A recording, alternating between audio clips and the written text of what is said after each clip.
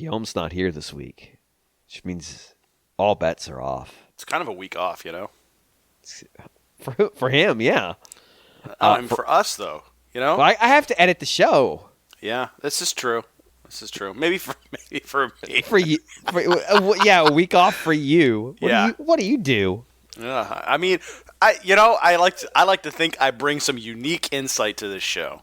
He's finally going to take a week off from exercising that, frankly, in today's age, heroic restraint that he shows of the things he doesn't say. He's just going to let it all hang out this time? Great. Exactly. You know, all those things that I don't want to say because I'm afraid they will offend Guillaume's, delicate sensibilities. I knew you were going to delicate sensibilities. I had to. What can I say? The famously pure Guillaume Bayonetta is not joining us this week. As the driven snow, that man. Oh, because he is on the month-long. I'm going to call it a spirit quest. I definitely think there's definitely owls involved. Definitely, we know that. Yeah, if he still had social media, we would already have confirmed it. But he's freed himself.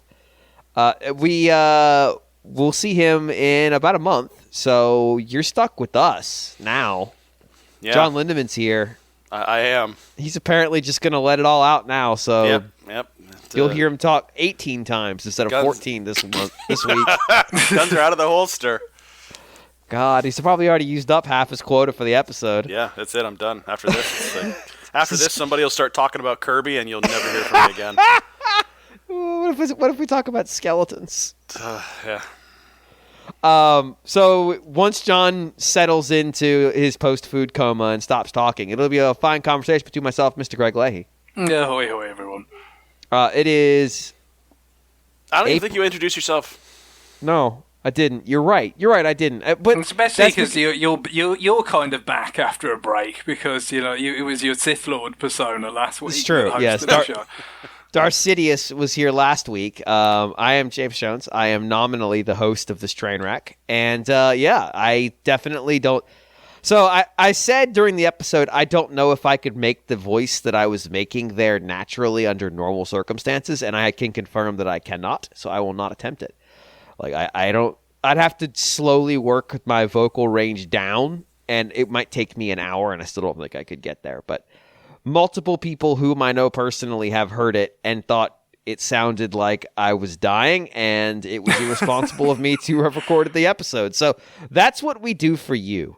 Irresponsible and, quite honestly, like, aggressively bad to listen to audio provided directly to your ears. I listened to it and thought I sounded like it was just very unpleasant. So, you could enjoy that. It's like, if I can give you a product that will hurt to listen to, I'm going to do it. So that's the RFN promise.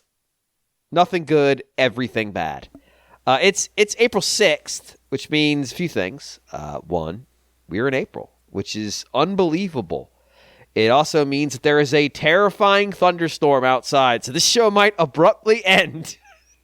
Spring has sprung. Who could say? It's springing right now all over the sky. So that's fun. But yeah, maybe it'll be seasonably short. This is episode 800. I don't know why I said 817. And so we're not doing part 2 of our Wind Waker retroactive. That'll be when Guillaume returns at the start of May. I know that's a ways out, but you can continue to send us your thoughts on the game. And look, I beat the game already. It took me like 20 hours at most. You got plenty of time to play this game to completion. And it's good. It's harder to get now than it was 2 weeks ago, but hey, it's still good. I'm sure you can find a copy. It'd probably be like $400. So, I mean, look, we've seen what GameCube prices are at this point. Yeah, that's the thing. Yeah, maybe as I'm nearly finished, I've kind of somewhat held off on like just finishing the very back end of the Triforce Hunt off, in part because I thought, well, maybe I'll wait a little bit closer, but also maybe I'll take a bit of time to have a look at the old GameCube version. That's true. I was thinking about that. just to do some compare and contrast. Because I'm lucky to have it in a way, as you mentioned. Because if you don't, like, if you didn't already have it from '03 or whatever, or sometimes somewhat shortly thereafter, it's a hell of a apparently quite expensive to get. Yeah, cheapest I'm finding it is between $50 and $75. And that was about as available as games got, apart from maybe Smash, because it would have had the greatest hits line, whatever that was called, Platinum. Was it that what they called the greatest hits series on GameCube and stuff like? So it sold pretty well. Like I said, I think Melee was the best-selling GameCube game, but Wind Waker was up there and all that. But even that seemingly is kind of not the cheapest when it really kind of should be.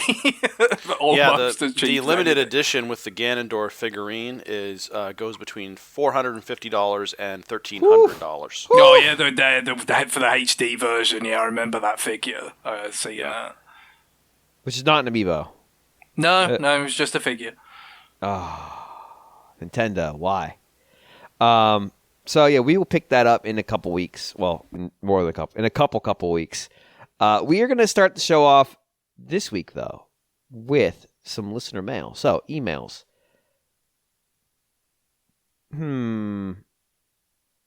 John, you give us the email address. I mean, it's rfn@nintendoworldreport.com. Thank you, James. John. Thank you, John. I mean, did you think I was going to swerve there? No. Actually, the indecision was if I should ask Greg to do it or you to do it. I think it's really we need to sort of codify it as this is the test for whether it's the AI or not. The theory being that the AI would answer it far more confidently than John ever actually does. Well, there wouldn't be this am I being set up? Pause. Right, yeah, exactly. I just wonder, it would just, in its AI way, I know the answer to that, and say it. Yeah. This is the replicant test. It's fine. I was just trying to remember whom I had last asked to recite the email address, and I think it might have been Guillaume. I'm trying to spread out. Guillaume doesn't know what the email address is. He got it right. He hears me. He hears me say it twice every week. I mean, he has to edit the show, John. He's definitely heard me say the email address all right. Logically, that makes sense, but I'm still not totally convinced. He's definitely heard me say it 900 times. If you've seen this kind of low-budget sort of horror movie called Pontypool, where it's about a kind of zombie virus that's communicated through language, and they they have to try and almost immunize themselves from it by just saying words so much that they lose their meaning. The fuck? And therefore they're kind of inoculated against the zombie virus. And I think that could have happened with Guillaume, to be fair. He might have heard the email address been blathered about in this precise way so many times that it's just, it's become a non-lingual sound. It's noise. It's just a group of random symbols to Guillaume now. Yeah. It's like we can read Etruscan, but we don't know what it says. There you go. Cool. Well, that's the thought. You could send your emails there. Don't send them in Etruscan because I could probably pronounce them, but it won't do me any good. So, we can translate Latin though. Google Translate does have. Yeah, I mean, Latin. I'm not great at, but I've got enough. I'm at least conversationally fluent in Latin. No one's It's a dead language, John. Nobody's conversational in Latin. Hey, dead language for some of you, right? Maybe if if you decide to live in the Vatican, maybe you'll encounter someone who can treat it conversationally, but probably not even there. Honestly, it's more of a dead reckoning than anything. It's just there's that word. That word definitely has made its way into English with its 5,000 borrowed words. Yeah, that Visa U. So, anyway, emails. We got some. We're gonna read some, and then we're gonna talk about them. So this is from David. He writes, "Hey RFN crew. On the last episode, well, all right. On a previous episode, someone on the show suggested that listeners should send what they bought for the end of the 3DS and Wii U eShops. I bought a total of 10 games from across my 3DS systems. They are Attack of the Friday Monsters, Tokyo Crash Mobs, Weapon Shop Deomase, Harmonite, Dragon Quest Wars, Street Fighter 4 3D, Style Stabby, Styling Star, A Kappa's Tale, Arrow Porter, Yoshi's New Island. What do you think of my list? Thanks, and keep up the great podcasting. I'm going to start playing the Yoshi's New Island menu theme right here. Yeah, it's one of those things. It's kind of a cautionary tale, isn't it? You kind of have music that's almost sort of deliberately bad in the sense that it's being not played. The rest. It's being played by these juvenile Yoshis themselves, ostensibly, or something. You know, it's like. It's just that menu song. The rest of the music is normal. The rest of it's fine. Like, but it's just like that's the only thing that almost anybody knows about that game. I mean, admittedly, it doesn't help that it's quite unremarkable. You know, it's quite. Yeah, that's the biggest issue about that game. It's quite a sort of form. You're just like, yeah. Yoshi's Island, that was a good game. Let's make a game that's mostly the same, you know, and obviously in the process it doesn't have the same spark of creativity that game felt like it had in 1995. You know, but I do feel sorry for it. It's just that's, you know, if anybody does the free mental association thing with Yoshi's New Island, it's not going to be, well, there's a giant egg. There is a giant egg, and it's very disturbing to watch Yoshi lay it. There's a messed up kazoo. Well, I mean, there is the other thing about this game, though. That they decided to stick the new in there, but put it in the middle of the name. Also, yeah, kind of the interesting syntax. Maybe that's just Yoshi. Maybe this goes back to our conversation about language. Maybe Yoshis are just like really bad at structuring English. I was kind of disappointed they didn't like work it into the plot. Like, no, actually, they've moved. The Yoshis have migrated to a different island. It would be really obvious. Like, it wouldn't have cost them anything to do it either. Like, you could have added that during localization. It could have just been flavor text. That is a miss. There's a lot of what was the name of that series? Guild games. There's a lot of guild games on this list. It was like Guild 01 and Guild 02, right, is what they ended up being sort of 2 rounds of them. But in the first round, you had stuff like Crimson Shroud, Liberation Maiden, and then, second round was Aero Porter that was mentioned. Yeah, wasn't it? Yeah. Friday Monsters was the first round. Weapon Shop Deomase, I can't remember if that was first or second. I have all of those. I think I have every guild game on this list. Well, we did a retrospective on Crimson Shroud. Crimson Shroud, yeah. But we most of the guild games, with the exception of the stupid tank one. That was not as well reviewed, was it? No. They're at least weird. So like, Attack of the Friday Monsters is like kind of charming and not particularly involved. It's sort of related to the My Summer Vacation like series, right? That but obviously a bit kind of smaller than some of those games, because these were all kind of like again, because the first one, at least in Japan, was sold as like a game card that had this kind of series of smaller games on there. So all of them were kind of conceived with the notion that they would have a smaller scope, even if they were like in genres that typically have like a bigger running time or something. I guess it's kind of, and I think it was the first of those games to actually like be localized into English on a Nintendo platform or something. But now it feels like there's more of the actual kind of series is getting kind of translated for English audiences, I think. But we got like the Shinchan one recently. But that was something I picked up because it kind of fell into a category of like didn't I already buy this? No, I guess I didn't. It's clearly something I intended to buy at a certain point, but must have thought, oh, well, I don't have to buy it right now. And then, you get to I do need to buy it right now because the shop's going away and I won't be able to. So, yeah, that and Pocket Card Jockey, I think, were probably the two biggest examples of that I had in the last round, where it's like, I could have sworn I already owned this, but I didn't. It's probably, especially with Pocket Card Jockey, there was a demo. So I played the demo, thought, yep, I'll buy that. Then never did until in both cases, you might have encountered Guillaume or I talking about these games too. Where yeah.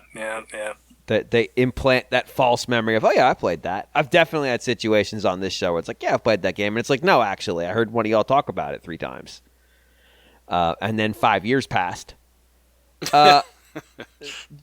John, what about you? What does your haul look like? Yeah, so I really went into this not thinking I would buy a whole lot. Oh, really? Yeah. Man, you sound so... Wow, what a reaction. But that's the whole... Look, this is a story we've heard before. I realize that. It's difficult to feign surprise as it is, but while you're yawning, it's even harder. It is quite difficult. Look, I'm tired. I realize I have a checkered past when it comes to backlogs. Checkered's a good word for it. I completely admit that. However, I was like, you know what, the Wii U, honestly, I really didn't spend a whole lot of time with it, even when I owned it as a console. No. So I just didn't think that there was much out there that I really would want to have. Wii U and 3DS. Because, right. I figured that, anything that I really would have wanted to get, I would have already bought. So, but... Then I started to, and I did actually, a while ago, I picked up a couple of the Fire Emblem games on 3DS.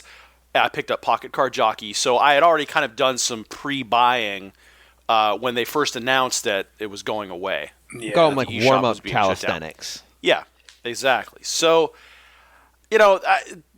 problem was, the more I started to kind of look around and look at the at the eShop, I was like, man, I really would like to have that, and then there was a couple things that went on sale, several things that went on sale. So I actually wound up getting quite a bit, and I started looking at some articles that were like, hey, these are the games you need to buy before the eShop goes away on Wii U and 3DS. So of course that's the kiss of death for my wallet, right? So, but this is what I wound up getting on the Wii. I wound up getting Affordable Space Adventures. Okay. Just because that's on Wii and only on Wii. Now that would probably be on pretty much any list, such list that you mentioned. Definitely. Like, it would be on any of them because it is exclusive and it did use the gamepad. It used everything. Yeah, so it was pretty. I played it co-op, years ago, and I could see why it would make it on pretty much any of those lists. Yeah, NES Remix, and NES Remix 2, which I remember those when they came out, and for me they kind of came and went. I played them, and I had to kick myself. I was like, why did I not buy these before? These are really, really cool. Pushmo World. Mario versus Donkey Kong Tipping Stars. Oh, I remember this one where you could tip people for their levels. Yeah, it was kind of post Mario Maker, kind of a sort of take on Mario versus DK, which had like make your own levels before, I think, but I guess it was more trying to get that kind of sharing and the community thing that Mario Maker really kind of demonstrated. Mario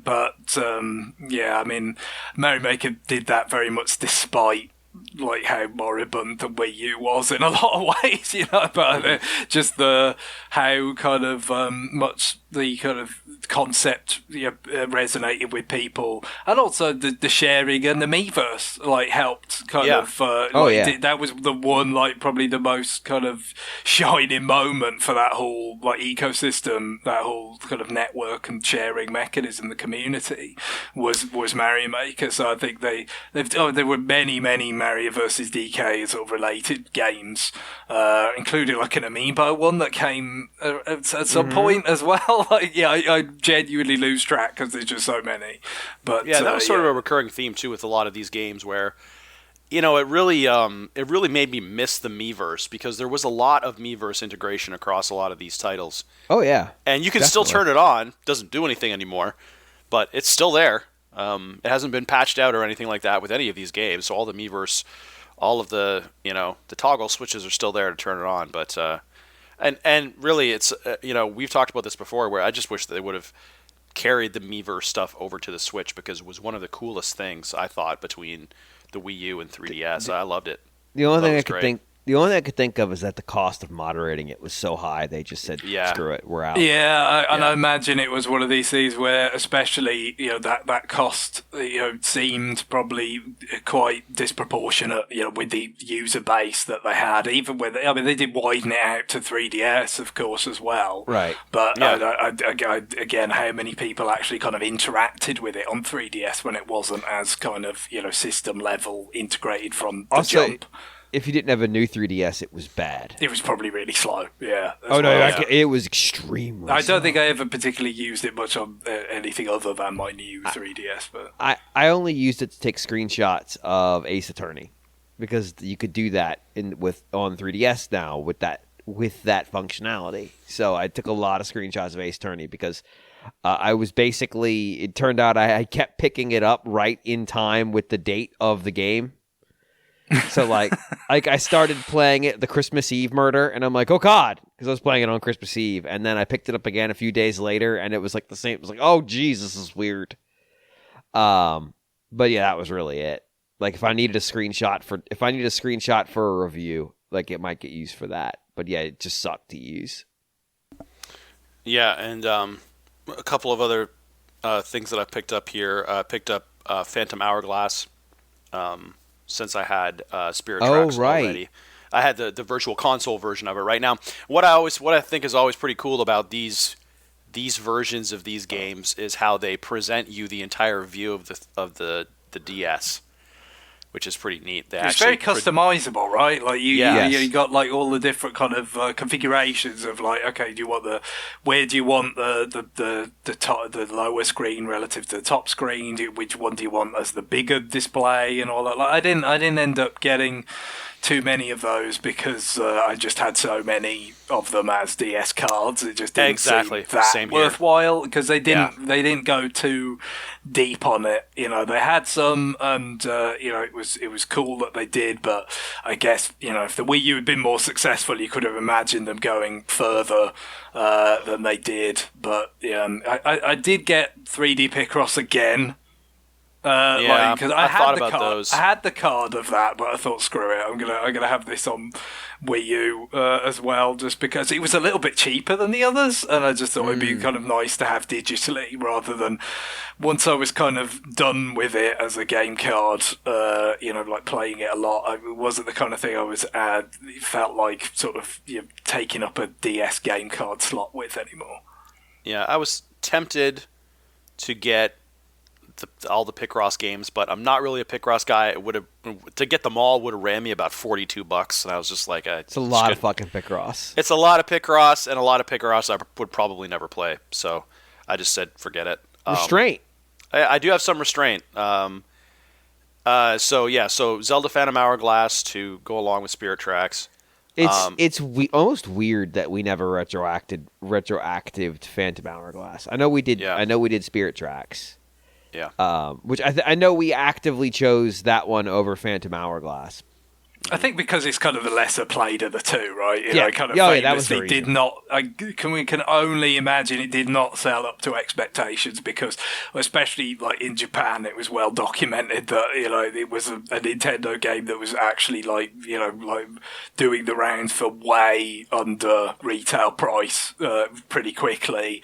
But even elsewhere, I don't think it did as well as either they were expecting or as Phantom Hourglass did. So and it was also just part of the whole like collapse of, or at the very least, kind of softening at that point of the DS software market. Piracy, other devices to play stuff on. It just the heat under the market that there was back in '07 was much less by, even though it was only 2 years, right? '07 to '09, but there was a pretty big transition that had happened by then. So it kind of made sense to go with Spirit Tracks in that sense, but Phantom Hourglass is the game that laid the template. A lot of Spirit Tracks is just kind of riffing on the template they laid down with that game. So it's a kind of it's got a certain importance in terms of historically, I think, looking at how they tried to adapt Zelda to try and sell it to a slightly different audience, or in some cases quite a different audience. We haven't covered at length, and it was obviously when it was new, it was talked about on RFM, but that was before our time. That was so when Carl was hosting and Mike and Evan and stuff. Mm-hmm. Which is wild. Yeah, the game's old. It is. I think it's 2007. Is it not? Yeah, that's right. Yeah. Yep. Yeah. Continuing on, Rhythm Heaven Megamix. Picked that up. Good game. Yeah. $30 though, very pricey. But I said this. This is one of those ones where I need to get it. Digital exclusive in the US as well, wasn't it? Yes. I think there was a card over here, but I had the Japanese card. I got it early, as I've done with pretty much all the Rhythm Heaven games except for the DS one. But yeah, that was something that therefore, if you wanted it at all in America, and that's exactly it. You could hack your system and get a foreign card, and you could hack your system and just pirate it, obviously. But just in this narrower sense, this was the way to get it. Yep. And then, of course, Capcom, when what was a brilliant move, they put all of their games on sale for $2.99. And so I was kind of disappointed they didn't follow suit over here. Yeah, they didn't do it. A lot of these games had been on sale at some point, on the eShop over here. Definitely, I got Mercenaries, the Resident Evil, the early Resident Evil game that was just that side mode, the Mercenary side mode. Before they got to Revelations, which is more of an actual game. But I had that for a couple quid or something months ago, but it would have been nice for them to just do the same thing and just it's going away, so you may as well have all these for kind of knockdown prices. I mean, some of the other sales that happened in the US were reflected over here, like Shovel Knight. I wouldn't have thought of getting that on 3DS because I've already owned it twice on Wii U and Switch, but it was so cheap. I was just I'd kind of like to see Shovel Knight in stereoscopic 3D, so I got it, and it looks really cool. It's stereoscopic 3D. That's cool. Yeah. And so of course, the Capcom titles I picked up on Wii. Some of these I already had physical, but I was for $3. I'll pick them up. Monster Hunter 3 Ultimate, of course, which I already had physical. Zack and Wiki, same deal, but I was like, what the heck? Resident Evil The Umbrella Chronicles. Resident Evil 4 Wii Edition. So that's the Capcom ones that I bought. And topping it all off, this was one I kind of went back and forth with, but I did not want to pay full price for this. But I always, for a long time, wanted to be able to download this and just have it in that format. Xenoblade Chronicles X, which was full price, $60, which I absolutely did not want to pay, but I absolutely love that game, so I don't have any regrets. Did you get the DLC extra speedy down? Oh, you wouldn't need it because you bought it digitally. I did buy it digitally, but you don't need that. Yeah, that's a good point. I did have all that. Actually, a funny story around that is that to even because I still had that stuff, I forgot that you didn't need it anymore. Right. Here's what was funny was. So I was when I finally decided to buy it, because bear in mind this was actually a quite involved, laborious process, because I had what you had to do was you had to buy a Nintendo gift card and then redeem it. Oh, geez. So I was going to Newegg, and I was and they weren't selling, of course, the $50 or the $100 cards. They were selling the $5, the $10 ones for a discount, right? Not much of a discount, maybe 8% or whatever. And so I was just sitting there, just redeeming cards. But what was funny John the Redeemer. Yes. I am the Redeemer. So, but when I finally said, okay, I'm going to get Xenoblade Chronicles X, I really had no idea when they were going to shut down the store. And so it went offline. It came back online. I have a feeling they probably did a release to kind of prep it for final shutdown. But at 10 o'clock, I think it was like 10 p.m. that night, whatever day it went down. Around 9:30, I'm like, okay, well, I have to get this done. But the problem with Xenoblade Chronicles X is that it's so big that it takes up pretty much your entire Wii hard drive, like the built-in one, because the built-in one is 32 gigs, and I think it's 23.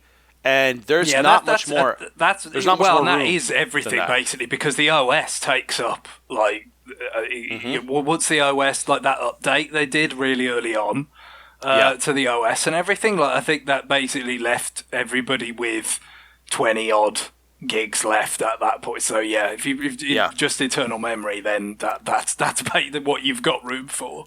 Yeah. So I wound up doing a whole bunch of fridge cleaning. And it was funny. So I finally get to the point, and I'm thinking like, man, they're gonna shut this shop down. I mean, I was kind of playing with fire at that point because I really didn't know when they were gonna shut it down, and they didn't wind up. Actually, this was the Sunday night, and I don't think they shut it down until Monday the next day. So I did get kind of a reprieve there. But so I'm thinking, man, if they're gonna shut this thing down at midnight, I have to get this thing done. And so I was doing fridge cleaning, and then that's not really. That's a very slow process on Wii U because it doesn't really expose to you how much is left until you exit out of the interface that you use to delete all the games. So it was a real pain. It took me forever. It took me like a half an hour to do fridge cleaning. And so I finally get enough. And of course, the thing is with the Wii U eShop is that if you don't have enough space on your internal drive, it won't let you download the game. It stops you. And it says, you need 24. I think for Xenoblade Chronicles X, it was 23.9 gigs or something like that, or 22.9. And it was saying you don't have 22.9, so I would have to go in, delete a few more things because I obviously didn't want to delete Wind Waker HD because I'm playing it. You're playing right? it. And so I was playing this game of chicken, right, where I was like deleting some stuff, going back, trying to download it, then deleting some more stuff, and just going back and forth like this. And finally, when I get everything set up and I have, 23 gigs open on my drive, can't get onto the eShop. Oh, and I was like, fantastic. Fortunately, it came back the next day, so I was able to get it. But I was just like, man, that's so ironic. So I did get Xenoblade Chronicles X. Very happy about that. And so that brings us to the 3DS. Now, the 3DS, of course, the Capcom sale looms large here. A lot of this stuff very, very hard to resist, and really just, for $3, heck, I'll buy almost anything. Monster Hunter 3 Ultimate, Monster Hunter 4 Ultimate, Monster Hunter Generations, Phoenix Wright Ace Attorney Dual Destinies, Phoenix Wright Ace Attorney Trilogy, Phoenix Wright Ace Attorney Spirit of Justice, Apollo Justice Ace Attorney, Mega Man Legacy Collection, Super Street Fighter 4 3D Edition, Resident Evil The Mercenaries 3D, and then Box Boy, Bye Bye Box Boy, Fluidity Spin Cycle, and Harmonite. Okay. And that was it. So, but fair very amount happy of with all those titles.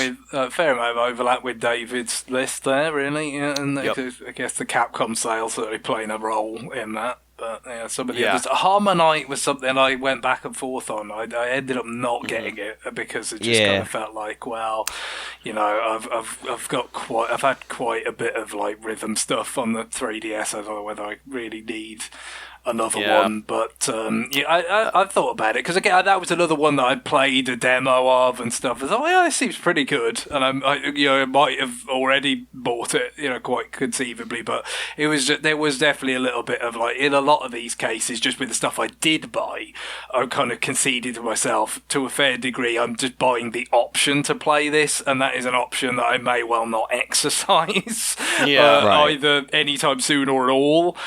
So you kind of feel like there's some cases where it's like, yes, there's a possibility I may regret this, but I am gonna just like draw a line somewhere. Like there was over here, because John was mentioning some of the Wii games like Zack and Wiki.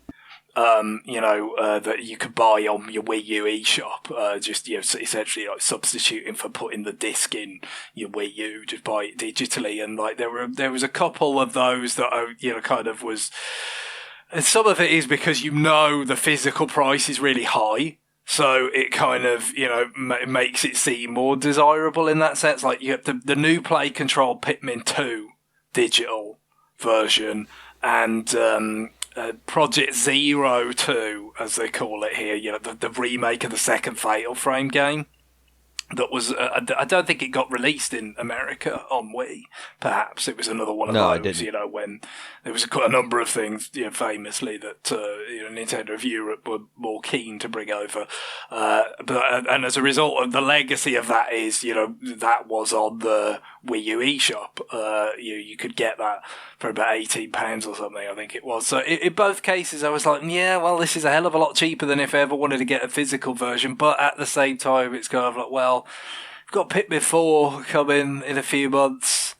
So it's kind of like I'm probably going to wait. Won't play anything Pikmin until then for that. And then with Fatal Frame, we've got recently more options in that regard, haven't we? Like they brought over the original Wii Fatal Frame, the one that Grasshopper helped to develop, the fourth one that Nintendo of Europe did not pick that up. That was just Japan exclusive, and now it's been kind of brought back and updated. So it just kind of felt like, I might regret this, but on the other hand, I've got other options, current options to play, different games. You can't sort of deny that, but similar experiences that could be had on hardware that I'm just more likely to use at this point. Yeah. Right. I ended up not really participating in the sale because I realized that if I had gone a year, basically, of knowing it was coming, I hadn't really bought anything, that I was probably fine. But I was also pretty active during the lifespan of these shops. Yeah. So I just kind of accepted my fate on the rest of these games. And, if I regret it in the future, so be it. I played the hand I was dealt, and I'll... hopefully some of these games make their way back into the wild somehow. But yeah, I mean, there's a few things I passed on in general. Like I mentioned, all the DS Virtual Console games, I passed on all of those. I would have liked to have had them. They're certainly very cool, but didn't really need them. Not that you do wonder about DS games, though, as we've said many times, how many of them will come back or in what form. Whereas, at least with the Wii U, it kind of gave you like the versatility and the touch screen and all the kind of stuff that there's still, I'm sure, kind of a case to be made for playing it on original hardware where you can, but it was a sort of a substitute for that I can't imagine you getting like a better one anytime soon, really. Yeah, same thing with Xenoblade Chronicles X. That's in the same boat where will that get remastered on Switch or some other console? Probably, but will it be the same experience? No, won't be. No. I mean, not even close. So I'm starting to wonder about that one. Like, maybe it just never will. Maybe the music is so unapproachable that they can't do anything with it. It's like the only reference to Xenoblade X is a sticker in Smash, and then in Xenoblade Chronicles 2, Elma shows up in a side mission. But that's it. That's the whole, like, they have effectively memory holed that game. Yeah. Yep. Other stuff I passed on was any of the Sega 3D remasters, which are certainly very cool, but not really drastically different. But how will you know what history is? See, I mean, some of those are on the Sega Ages on Switch, aren't they? Not all of there's differences in the lineups, but there's a fair few that you could get on Switch. But the 3D effect is really neat on quite a lot of those. But I had a lot of them, not all of them, but I had a lot of them already, so that wasn't it didn't really factor in. But I did mention a few weeks back I got some of the other kind of 3D classics I hadn't got before, like Kirby's Adventure, because it's just like, the stereoscopic angle, isn't it? When are you going to get that? It looks nice. When are you going to get it somewhere like that? Those kind of hardware specific elements, you just kind of feel like, you're not going to get. You're like throwing in the Shovel Knight purchase. It's like, yeah, well, I mean, there probably isn't going to be like a stereoscopic 3D version of anything for a while, if ever. So, kind of in that form factor, that's really kind of neat. And also that second screen on Shovel Knight is kind of useful, just like for ease of switching among the sub weapons and things. So, yeah, it's that those things did play a little bit of a role in terms of what ones I did think, what, I should get this versus other ones where it's like that's a bit more frivolous. Or it's all frivolous, obviously, but relatively speaking, just like, yeah, this is something where there's a hardware element like the stereoscopic 3D dual screens, that kind of thing, there you just feel like this, even if it did come back, it would be diminished in some way. So that could be like a tiebreaker. Yeah, but of course the problem with all of these remastered ones is that they were all full price. If they would have knocked them down to $2, I would have bought every single one of them. Yeah, I just wasn't going to pay full price for them. So the thing with Sega, I mean, I know on the Japanese store, because I have a Japanese 2DS, so I could see what they were doing. Like, they did a bunch of sales, like over the just like semi-regularly reduced their stuff down pretty low. I think so. There was ample opportunity. I don't know, not so much necessarily on the the very final days, but certainly in those last so many months when we all knew the end was coming, like they reduced those down to like 200 yen or something like that, really kind of cheap on there. So yeah, again, not sure why some of these things weren't more kind of harmonized, of just like across the regions, but I imagine it's just they couldn't be bothered. It's that simple. It's just like, well, they expected to generate so little revenue at this point, even with a sale, that it just wasn't worth coordinating across regional divisions and telling people that whatever steps have to be taken to set something up like this. Yeah, and also anything that was on Steam that I could get on Steam, I didn't pick up. They just be more approachable that way.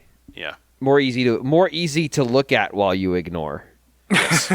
Exactly. No, that's fair.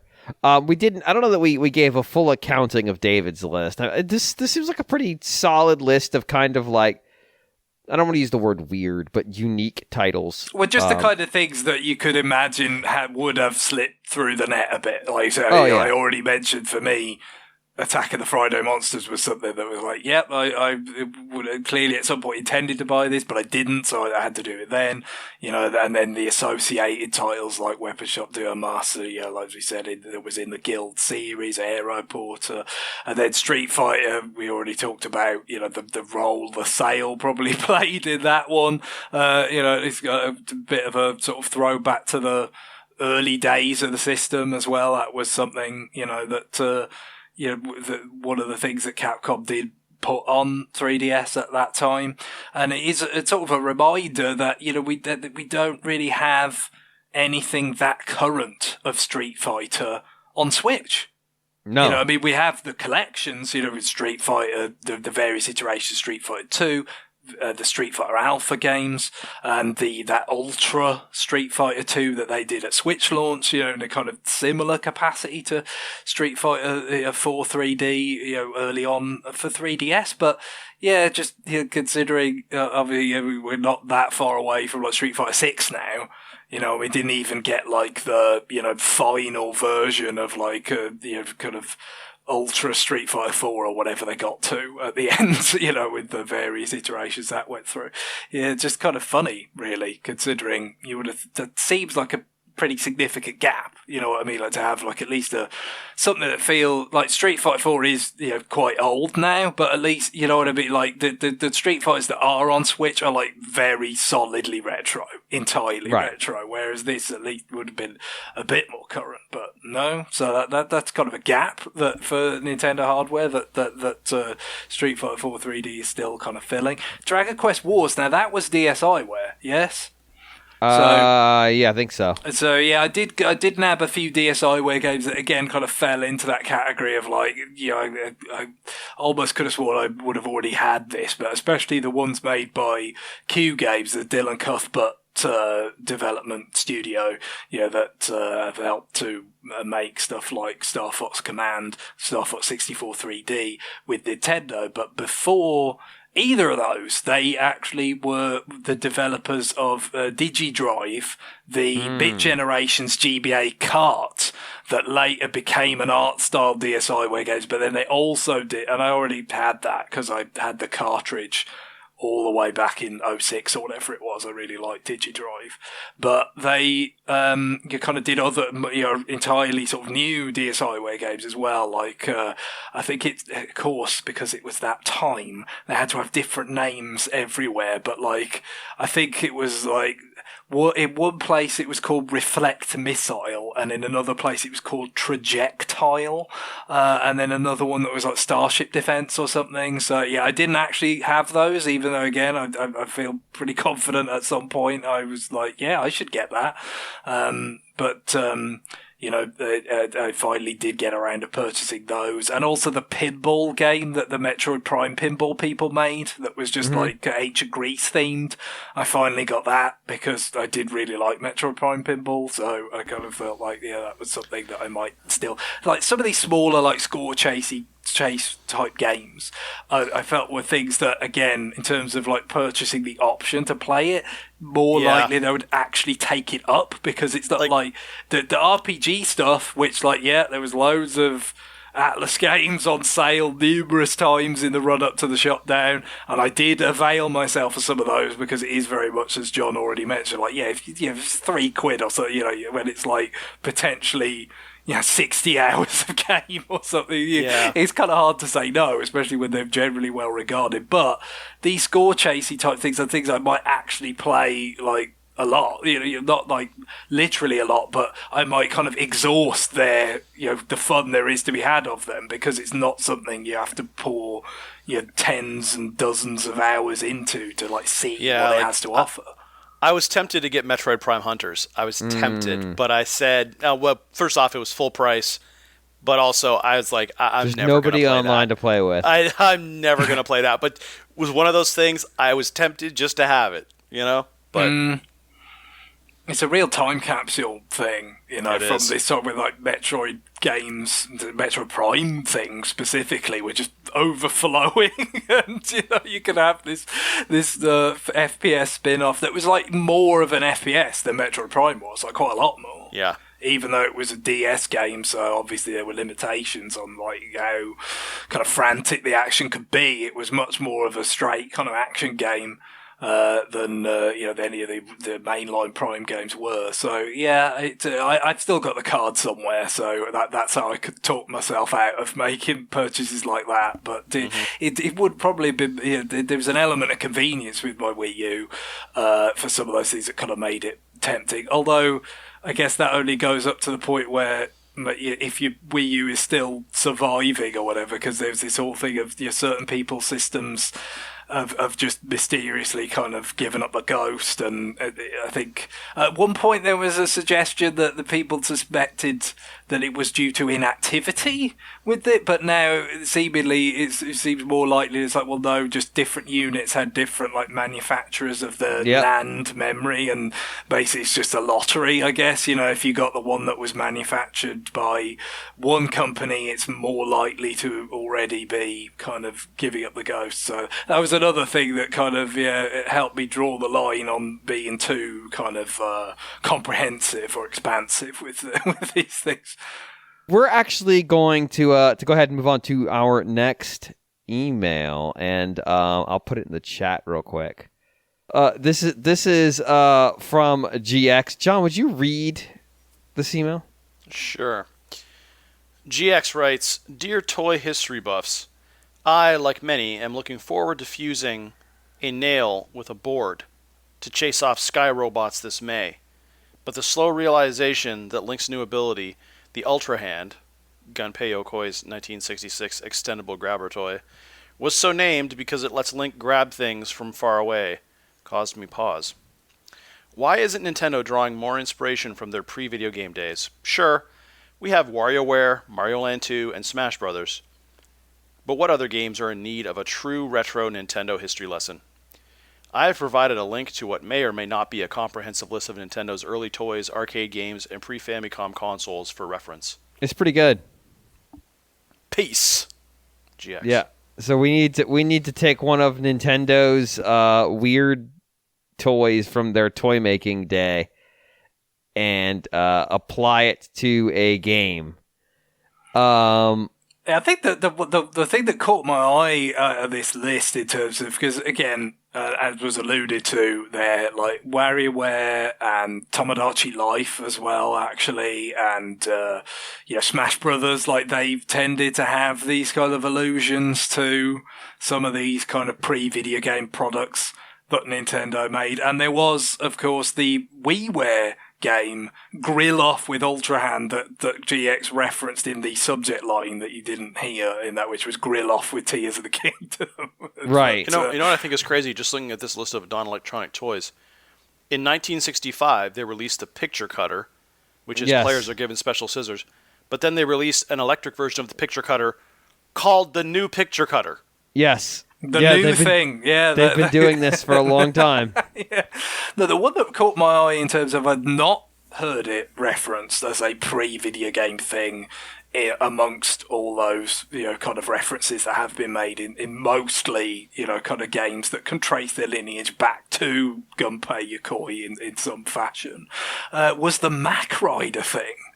1972, Hasbro developed car-themed toy, was licensed to Nintendo to manufacture in Japan. With the Mac Rider, players could launch cars and see how far they would travel. I didn't know Mac Rider had that kind of that name, kind of carried over from a toy to a video game. Yeah, and it's about as dangerous as it sounds. Because it's like, if you can imagine, I've got one of my friends was in the way of the car that got launched, and it just blasted them right in the face. It's neat. Like I can't remember what you can basically still get this toy, like on shelves here. Like it doesn't use the name obviously, but it's a wound up watch it go and with a ramp essentially. There was a game or there was a device, I guess is the best way of calling it, called the Challenge Dice. and it was kind of like Rubik's Cube kind of thing. It was like a puzzle, and there was it's a dice block with a bunch of holes in it, and then there were these like pins of different length, and the puzzle was basically to get the pins to slide into the device. You essentially, like, you start with it empty and you start putting them back in. But as you put more and more in, like they're recessing into the block. It's like they're like little cylinders. So the long pins basically run the entire length of the cube inside. So you're trying to figure out, like, I got to put a small pin here and a long pin there so I can get them all in, with the goal of getting all of the pins inside of the cube. It's not self-contained like a Rubik's Cube, so it was never going to be successful.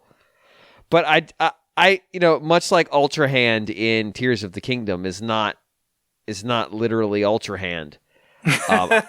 It's more just kind of like borrowing the name. It's not like I don't even know how to describe a telescoping hand. Yes, exactly. If you've seen that one in WarioWare Gold, like there's and I mean I forget which specific WarioWare game it's referencing. When it does, like, there's like essentially like one of the boss mini games is just using the Ultra Hand, isn't it? Yeah. So I think the idea of Challenge Dice being a dice that shoots out cylinders at you with gemstones, because each cylinder has like a gemstone top on it, is something that we could apply to a bunch of different games. I'm actually going to apply it to Mario, but not Mario Party, where, well, we'll come back to that in a second, where you would obviously most expect it. I'm suggesting a Mario game that takes place on top of a giant challenge dice, like Mario Galaxy style, where they're constantly imperiled by the pins either coming in from the outside or launching out, in a very much like Don't Wake Daddy style spring trap that launches Mario off into space on them. But each one of those little pins could be their own little self-contained area. Just Mario and the challenge dice. That could be the name. It's a pretty good game. It's like a relative. I mean, it's better than fucking Sunshine. So maybe this could be like the fabled Mario 128. It's real. There you go. But it's challenge dice. Did it. Mario challenge dice. It's the evolution to 128. Now, I do think because like Ultra Hand, it showed up in a bunch of different things. I do think there is potential here for it to show up in Mario Party, but the challenge dice is not an item, which I think there's probably already been an item in that game called Challenge Dice. It is an act of nature. So periodically, when someone lands on certain spaces, a sentient dice block shows up, and your only defense is to have pins in your inventory that you can put into it. Otherwise, it will grab you and put you in one of the holes, and you will have to ride around in it outside your control for an unknown number of turns. And basically, all the gold coins collected by players inside the challenge block are deposited in the block itself, and at the end it explodes and they land on somebody. I don't know. But basically, I want it to make Mario Party make it not just even more unfair. And I mean, with a name like Challenge Block, you really have to. It can't be something that makes the experience better. So let's make the experience worse. I do think there's a Punch Out with Ultra Hand option out there too, but I'm not entirely sure. Yeah, I get that's kind of getting close to Telluride Boxer, isn't it? It really is. The robots with the kind of probably we must assume like kind of a telescoping kind of. Oh, I don't have arms. to assume. I've played it. It's straight up like there. It looks like Ultra Hand, and for one of them. Yeah, it's all kind of overlaps and kind of weaves back together these kind of weird Nintendo gadget universe. I think the idea of my only concern with having it's just Punch Out and we don't acknowledge anything's weird except you're using Ultra Hand is that it diminishes the likelihood of our DK Punch Out. Yeah, DK Punch Out is essential. It does remind me, slightly separate topic, but in the days of sort of Game & Watch stuff, so right. It's not really kind of a full-on video game. There was something called Donkey Kong Hockey, which I feel this needs to come back. I mean, it would probably be a lot like Mario Strikers, is the truth of it, actually. Oh, that sounds really good, though. It does sound kind of awesome, just DK. I like it, again, even though it's ostensibly soccer themed, Mario Strikers is kind of it got that kind of brutality, in it if you want to play that way, of just nailing people to the boards or whatever, and you can play with DK, but still, like a full-on DK exploration of the god. It's that's so weird, though. Of all the... I guess the thing is, in the early 80s, they didn't have so many characters to okay, we've got a Game & Watch hockey game.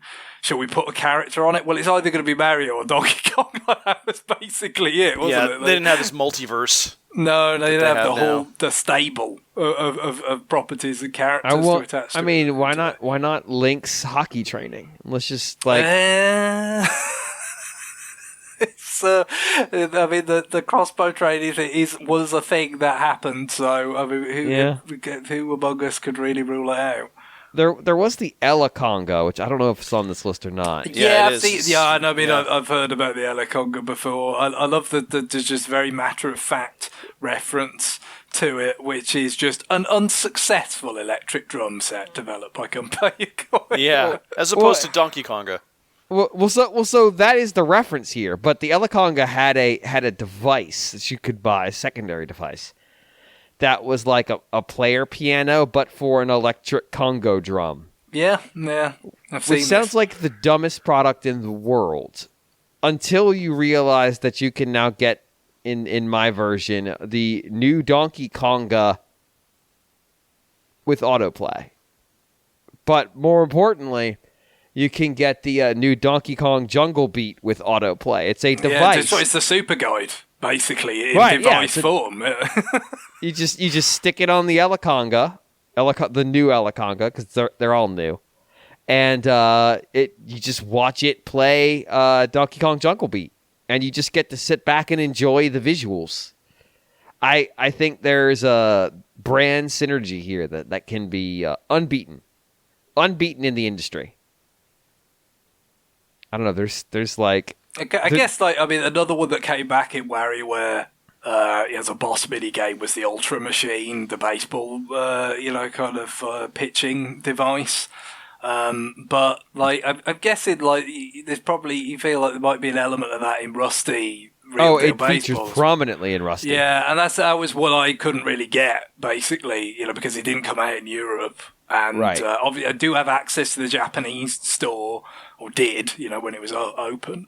But it seems like kind of defeating the purpose if you can't like actually understand what Rusty's saying. It just kind of feels like, well, a lot of the sort of charm and of the rapping there, is kind of lost. So, yeah, that's a sad one. That because again, I mean. Is that coming back? I doubt it. I believe that it also the throwing device also features in Tomodachi Life, maybe. Tomodachi Life, yeah. There's a lot of references in Tomodachi Life. It's like the famous image of the Mii's dancing around. Yeah, like kind of where there's an object and it's like they're worshipping it or something. Yes, I think there is them worshipping the fucking auto pitcher, which is... The Virtual Boy was one that people latched onto with that, like, they get the Mii's worshipping the Virtual Boy, but yeah, it wasn't just that, it could be other things. The best part about a lot of these Nintendo toys, though, is that they just had really dumb names. The Love Tester. Love Tester is one of my favorites. Love Tester has shown up prominently in WarioWare multiple times. Definitely. Also, I always thought the Love Tester would be a great name for a wrestling submission move. It definitely would be used with somebody in a gimmick that we could definitely not do now. Like at one point, I've thought various times throughout my life about having a wrestling alter ego and what that wrestling alter ego would be, and one of them was Johnny Love. And God! And the submission move was the Love Tester. Just think about it. I think I can put butts in seats with that, James. If anyone was wondering about the accuracy of my prediction early on that John's sense of restraint would be lessened, I think I think I'm just going to go ahead and spike the fucking football and declare. Be careful, just keep it out of his hands. Who knows what he's going to do with it over here, Johnny Love. Another thing that reminded me of the fact that it was a Duck Hunt toy, as was mentioned, which is pretty cool if you've seen like video of how that works. It's from the 70s and it is just literally kind of in a very real sense light gun. Kind of like it just picking up this little bit of light and that's how it works. This manual setup thing, but that was something I did kind of get. Like, it's like one of these things where it's like a bit grudgingly in a weird way, but like on Virtual Console on Wii U, I didn't particularly like the NES emulation very much. It was a bit dingy looking, it was very dim, like kind of washed out, was not pixel like accurate, like it was kind of stretched, and they didn't have a pixel perfect kind of display mode the way that for instance, like you might do on other emulation, kind of like Switch Online does, for instance. But they had Zapper games because of the Wii remote. So they they reconfigured them so that you could use a Wii remote pointer with an on-screen cursor. So obviously it's different. It's not a light gun. It's not working off actually a tube TV, of course. But Wild Gunman, Hogan's Alley, and Duck Hunt, two of which I owned as a child, even though I didn't like them that much, I have to say. But it's just like, well, again, like when are these going to come back like this? I thought I may as well get it. And again, it wouldn't take me long to actually mess about with those and get the use out of them. So, yeah, that was one case where I kind of felt like, these aren't going to show up on Switch Online in all likelihood, are they? Whereas so many of the other NES games that were available on Wii U Virtual Console already have. I'm just trying to figure out how to make People House, which is basically just like paper card houses. I'm just trying to figure out how to make these in the most antagonistic way possible in a Kirby game. And it's just like maybe Kirby's just like stuck inside these paper doll houses and he can't get out. Like it feels Kirby trapped inside paper, like a paper or a cardboard dollhouse, feels kind of on point for that character.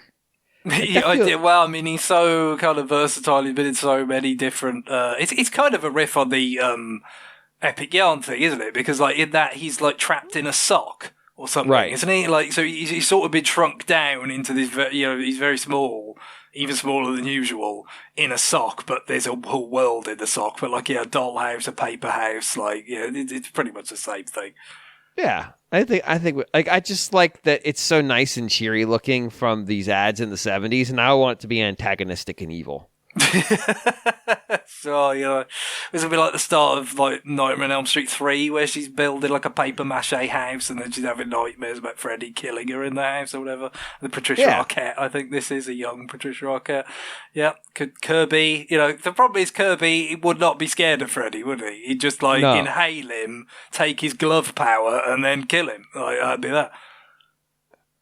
Is Freddy susceptible to his own glove power? I assume so, yeah. And being burned as well, Yeah. I don't know. The problem is, like, a lot of their toys were really simple. Well, a lot of them were all about, like, doing something with an angle that made it cheaper, but still had most of or all of the appeal of, like, a similar thing that already existed on the market. Like the Lefty RX, I remember hearing about this. It says simply a cheap remote control car, and, that's basically because the Lefty bit, like, it just went one way. Right. Like, that's all. They just like cut the costs by saying, well, it could just turn one way, but people can still have fun with it, and then that's going to be that's going to improve our margins and make it a success. When obviously it's not as if it's a new idea, but this kind of slightly new spin on it could get you could get us some money in that space. That's the kind of area that they operated in there. So you just gave me a good one here. So it's Excite Truck, but it is all Lefty. However, the important part is the track doesn't account for this. But because it's Excite Truck, you can just go off-road, so who cares? Yeah. But you want to spend as much time on the track as possible because that's the way you'll go fastest. So you gotta crack the case of only being able to turn left while staying on the track. Well, it seems like it could be popular in America. There you go. I don't know. So we're not allowed to have, Excite bots, are we? And stuff like that. Because that's the thing. I think, like, of those Wii digital games, like, you could have, if you were in America, you could bought Excite bots as a digital game. I think it was one of them. Whereas here, no, because they didn't release the disc. They didn't bring it out digitally either. Excitebots is a very weird exclusion. I mean, maybe Europe just wasn't ready for the Super Sandwich. Maybe that's what it comes down to. No, I think because we've got this really quite intense appetite for racing games of various sorts, not just like Formula One sims or anything. That it is odd, but what can you say? I mean, it's just the sanctity of racing versus finger food. It's just they didn't want to deal with it. But they had, I think they had like a soccer mini game as well as a field goal, American football mini game, right? And the bowling pins and they strive to be very inclusive. maybe it's so weird, isn't it? The fact that it's like that they had like essentially like a WarioWare element in a racing game, like a micro game happening in a racing game. It's a very weird game. Like I do like that Nintendo of America looked at Disaster Day of Crisis as absolutely not. We have standards here, but then on the other hand, they looked at the Super Sandwich and just bit right into it. Yeah, but then Europe's like Super Sandwich. Get that shit out of here. Don't go for that sort of silliness. Oh, you know what? The decision was probably made by Germans. Always a problem. See, that might explain it. They might have actually said, "Oh, the sandwich still." You wouldn't eat a sandwich while you're driving a race car. That would be You wouldn't reckless. download a sandwich. I would. And download hence a we don't sandwich. get the digital version on the eShop. There we go. Done. Problem solved. Now, what about the Chiri, a remote-controlled vacuum cleaner designed by Gunpei Yokoi?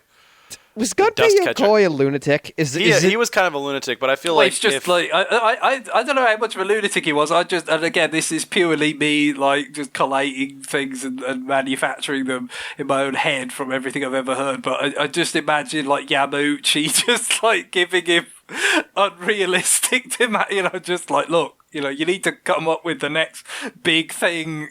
Using these five. And he looks around. clips. He looks around the room, and there's a maid sitting there vacuuming. So it's like we've got a lamp, we've got a vacuum cleaner, we've got some paper clips, just figure it out, all right? Exactly. Yeah, but I'm thinking that could be some sort of, chibi robo sort of game, because that's the first thing that comes to mind. Definitely. No, he's a game about cleaning up. That's a lot of what... It's not the only thing that Chibi Robo is, but it's a lot of it. Yep. I like the Power Lift, which was a remote control car that could lift objects that aren't very heavy. So it's just like don't try to lift anything that heavy, but hey, you can just drive your car around to pick things up. We'll do what with them? No, Put them back down. He does. Gunpei Yokoi does also seem quite a bit like the dad in Gremlins, doesn't he? The Peltzer, whatever. He's got the ashtray and the toothbrush and all that stuff. That just, I guess it was just a different. That was in the 80s, but it was just kind of like, everyone's trying to kind of come up with conveniences and toys and stuff. When a lot of the time they didn't actually have the technology to make this stuff actually work, but you kind of tried to fake it, and I think just Nintendo were like relatively really good at that. I like that the Nintendo fandom wiki feels like the most important piece of detail on Power Lift is that some people recognize this commercial for being advertised after the airing of the lost 1973 Doraemon series. This is really just the writer wanted to flex that they knew there's a lost Doraemon series, which good for you, I guess. Guess what? Pretty much every Japanese TV show from the 70s is lost. Their respect for their media is very low. It's startlingly low. So I think you could also have Chibi Robo with the Power Lift. He drives around and picks things up and moves them to other places. Chibi Robo could be something that collects a few of these together, couldn't it? That kind of the domesticity of it, but also like the big thing of it is like toys coming to life. So it wasn't like conceived this way. It wasn't like an R&D one thing. Skip made it, who made quite a lot of those Bit Generations games I was talking about earlier and stuff, and presumably some of the art style games that came later as well, right? I think they did. Yeah. Quite a few have been lost now, the DSiWare ones, of course. But like you do feel like you could just like, let's house like a lot of these ideas, Nintendo sort of references or something in that kind of context. You could even like have it, I don't know, like have it be a period thing. You know what I mean? Like have a Chibi Robo is somehow invented like in the 70s. And have it be like a kind of weird, like nostalgia kind of period play. The not based on a Nintendo thing, but feels like it should be. From Wario, or Game and Wario was what are those things called? The Gashapon machine that you would spin to get like collectibles out of. Mm. But this was the one that was shaped like a robotic chicken called the Cluckapop.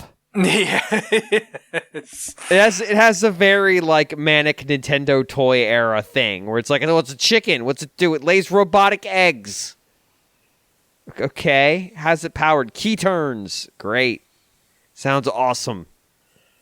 Just really, you could just work in any of their stuff into that kind of a matrix and make a respectful tie. But I do like the idea of Chibi Robo just collecting, like having to build shit out of NB block. It's like Lego, but worse. Yeah, that's surprising because they've actually got like Super Mario Lego and stuff there. I can't see them sort of doing. Can't talk about NB block.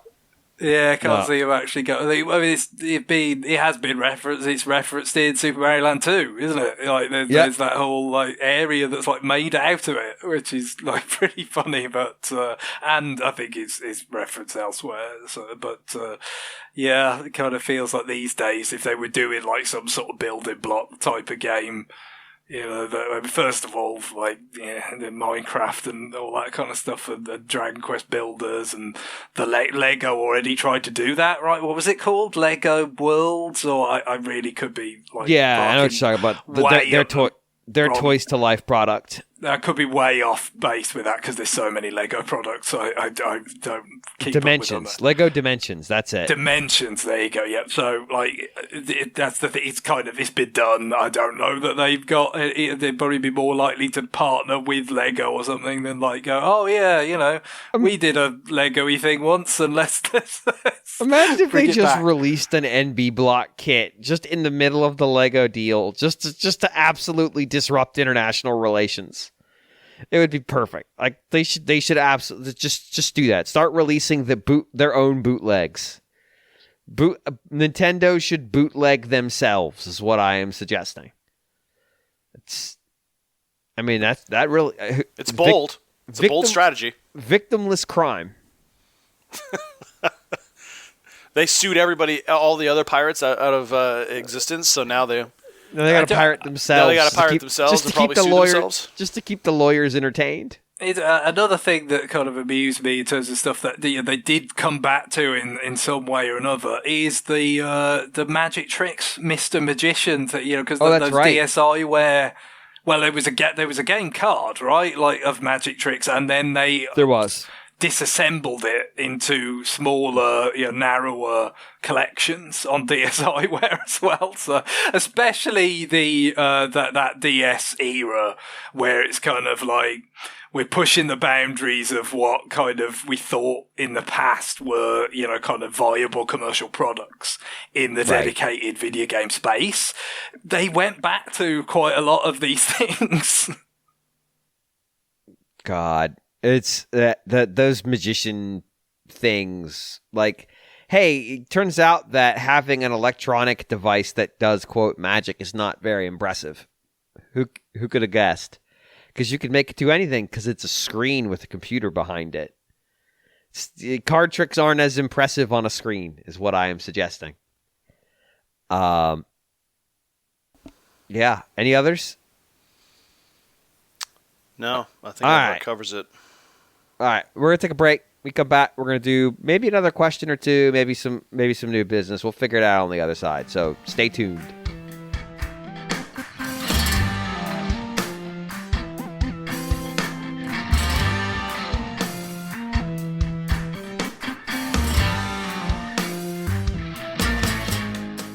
We are back. We are going to do one additional listener mail.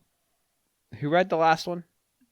It's John. I did. Okay. All right. So, Greg, would you read our third email today? Yes. So, Jake in Grand Rapids, Michigan writes, "Hey, everyone. Very long-time listener. I started in early high school and am now married with 2 kids.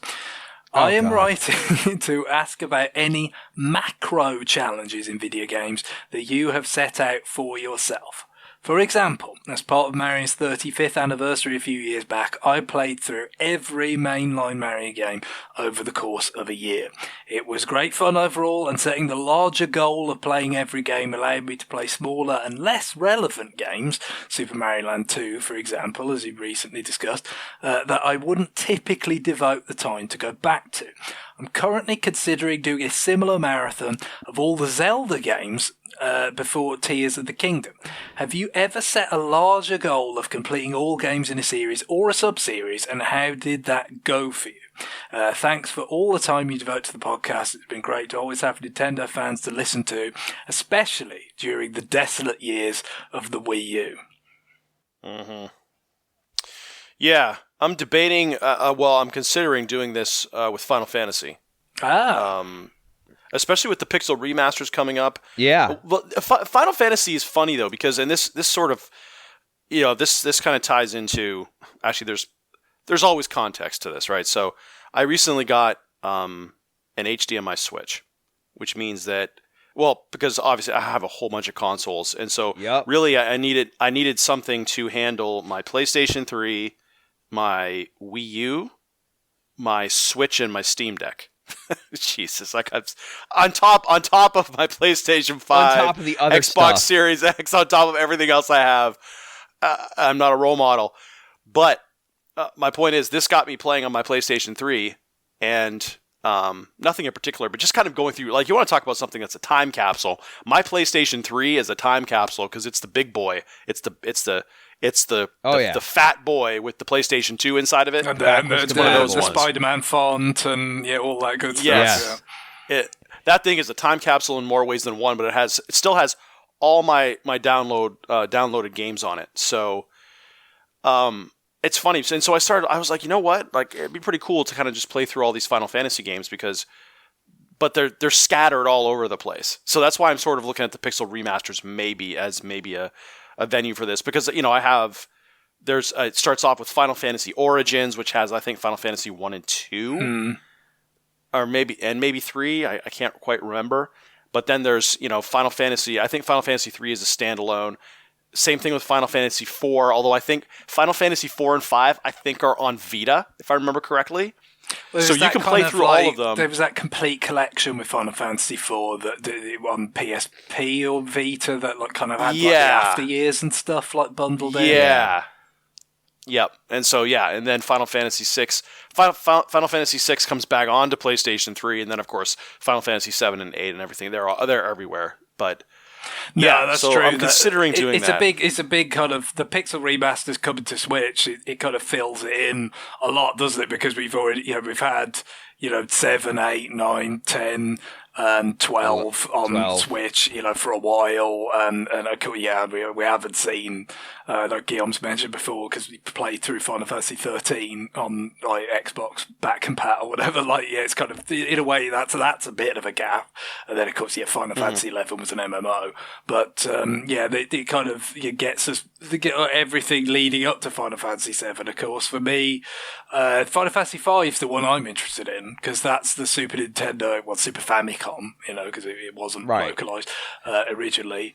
That's the one I'm interested in, because 4 and 6 I've seen in there, 2 and 3 Super Nintendo guises, as well as the DS remake of 4. I played that as well, but not 5. And that has always sounded interesting to me, because it came up quite a lot with Bravely Default, with the job system, and there's some of the overlap there. It sounds quite appealing to me. So that's a kind of gap that I'd like to fill when the Pixel remasters come along. But obviously, anytime you're dealing with RPGs or Zelda, as the email mentions, Jake mentions there, it's a bit daunting when you have several of these games, and they generally got longer and longer and longer as it went on. Yeah. The idea of doing a bigger playthrough, of a series type playthrough of some of these games, it's hard for me. It's certainly more viable for me on something like Switch, where I'm not relying on what you're talking about with having it on TV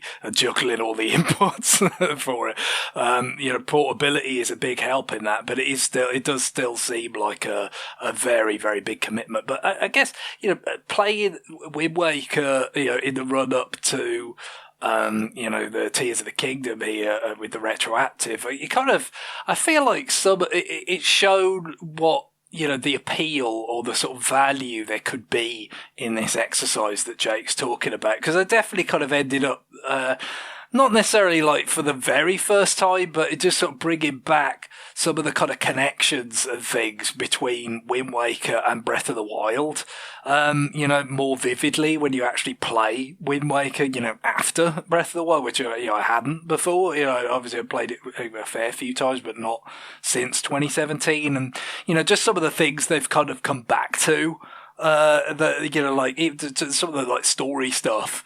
like the way the kind of sages in Wind Waker, like you have to awaken them, and you're kind of like redeeming their predecessors who were struck down and not able to kind of do their sagely duty or whatever. Like they just went back to that with the champions in Breath of the Wild. It's the same thing, isn't it? You know what I mean? It's exactly the same. And there's a lot of it that's the same, to be honest. Just the fact that there's like an apocalypse that Link or a Link or they couldn't stop, basically, and then it's about what happens after that. Like it's you always knew these things, but just playing, you put it in that much that more rich immediate context of playing it now. In anticipation, in this case of Tears of the Kingdom, you see things a little more clearly, or put things together a little more kind of distinctly. And so it's the kind of thing I probably like to do more of, but it is difficult with these bigger things. Yeah, and it's, for me, like the closest I have is probably when I decided I was going to go through all the Yakuza games, which was not as easy as it is now.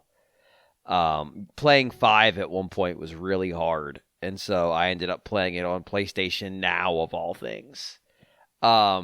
But that's a big time commitment in and of itself, because those games take forever, and there's a lot of them now.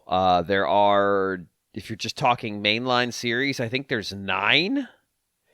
So, get cracking on these games that are probably like 50 to 100 hours. You're going to have a great time, but they're all like narratively linked too. So you can probably skip 3 and be okay. I don't know if you can skip any others and be okay, because they all feed, especially if you're using Kiwami, like they all feed off of the plot of their predecessor, because they oftentimes they pick up like 20 minutes after the last one ended. The No Good Very Bad Day. But that really wasn't like a meta goal I had set for myself. It was just something that I ended up committing to doing. I think a more refined or like more constrained meta goal is when I play a game I've played a bunch of times and set a bunch of different, like, not restrictions, but just, I want to see this game a different way kind of stuff on myself. And so, like, I take out the path that I know and I go with it. Like I did that with Ogre Battle when we did the retroactive. I basically cut myself off from everything I know and said, well, there's a lot of ground to cover in this game. Go explore it that way instead. And see the game from a different perspective. I've done that with a bunch of games I've replayed in the past, and I generally speaking enjoy it, but that doesn't give like a larger meta view. Like, beyond, I generally speaking don't think I've done a lot of these. I will say that there is a streamer I have watched who has been running. He's running it again because he's broken. Basically all the Mega Man games, with the exception of like the very most recent set. But like the really obscure shit, like shit from the Wonder Swan, like all of it. And he has them on a damage shuffler, which means when he takes a hit, it randomly picks another game he hasn't cleared and picks him up there. And then save states the one he's leaving until he randomly comes back to it. That's the thing. I imagine there's quite a lot of innovation in this space with streaming, isn't there? Of like different like randomizers for like Link to the Past, Super Metroid, like just how do you kind of make going back to something more interesting or somehow novel? Yeah, so like there will be times where he'll get shuffled into like Mega Man Legends. And so nothing's going to happen for hours. Like he's just playing Mega Man Legends for a while because there's nothing to damage him because it's an RPG. You're walking around talking to people. And then there'll be times where he gets shuffled into like Mega Man 04. and it's just instantly launched to the next game because that game's fucked in really weird and horrible ways. Mega Man and Bass or whatever for Yeah. GBA. Like, you can barely see in front of it. Or X6, which is just completely unfair game. And so it'll just be like bang, bang, bang, bang, bang, bang as he's jumping through these games. Like he has to go through the period of 1, figuring out what game he's in, and 2, what he's trying to do. And by then, a lot of times he's been launched back to a different game. So at this point, he's got 69 games in the stupid thing as he's running it right now. Last time with like 40, it took him hundreds of hours. So there is stuff like that, like I said, in streaming where it's like, I want to see stuff being done in this space that's just different. Yeah, I think the last time I could really like pin, and this might not be the last time that this happened, the last one I can recall, but I'm quite confident I played through Prime 1 and 2 before Prime 3. But that's pretty manageable. They're not that long. There were 2 of them, like I might have thrown in like Super Metroid as well or something, but so it was definitely like a Metroid kick before Metroid Prime 3, was coming and stuff like that. But, it is more difficult with a lot of these like big series that you kind of get excited about these days because they've been going for a long time and there's a lot more games and stuff. So, I mean, you could still do like a reduced form version. I guess the closest thing that still has some sort of like similar kind of pull on me, I would say, at this stage, is like it's things where like certain kind of like milestones or things that you have done before in that series. So when a new game comes along, you kind of feel like, yeah, I should do that. It kind of gives you an extra incentive to keep doing it, essentially, the history that you've got.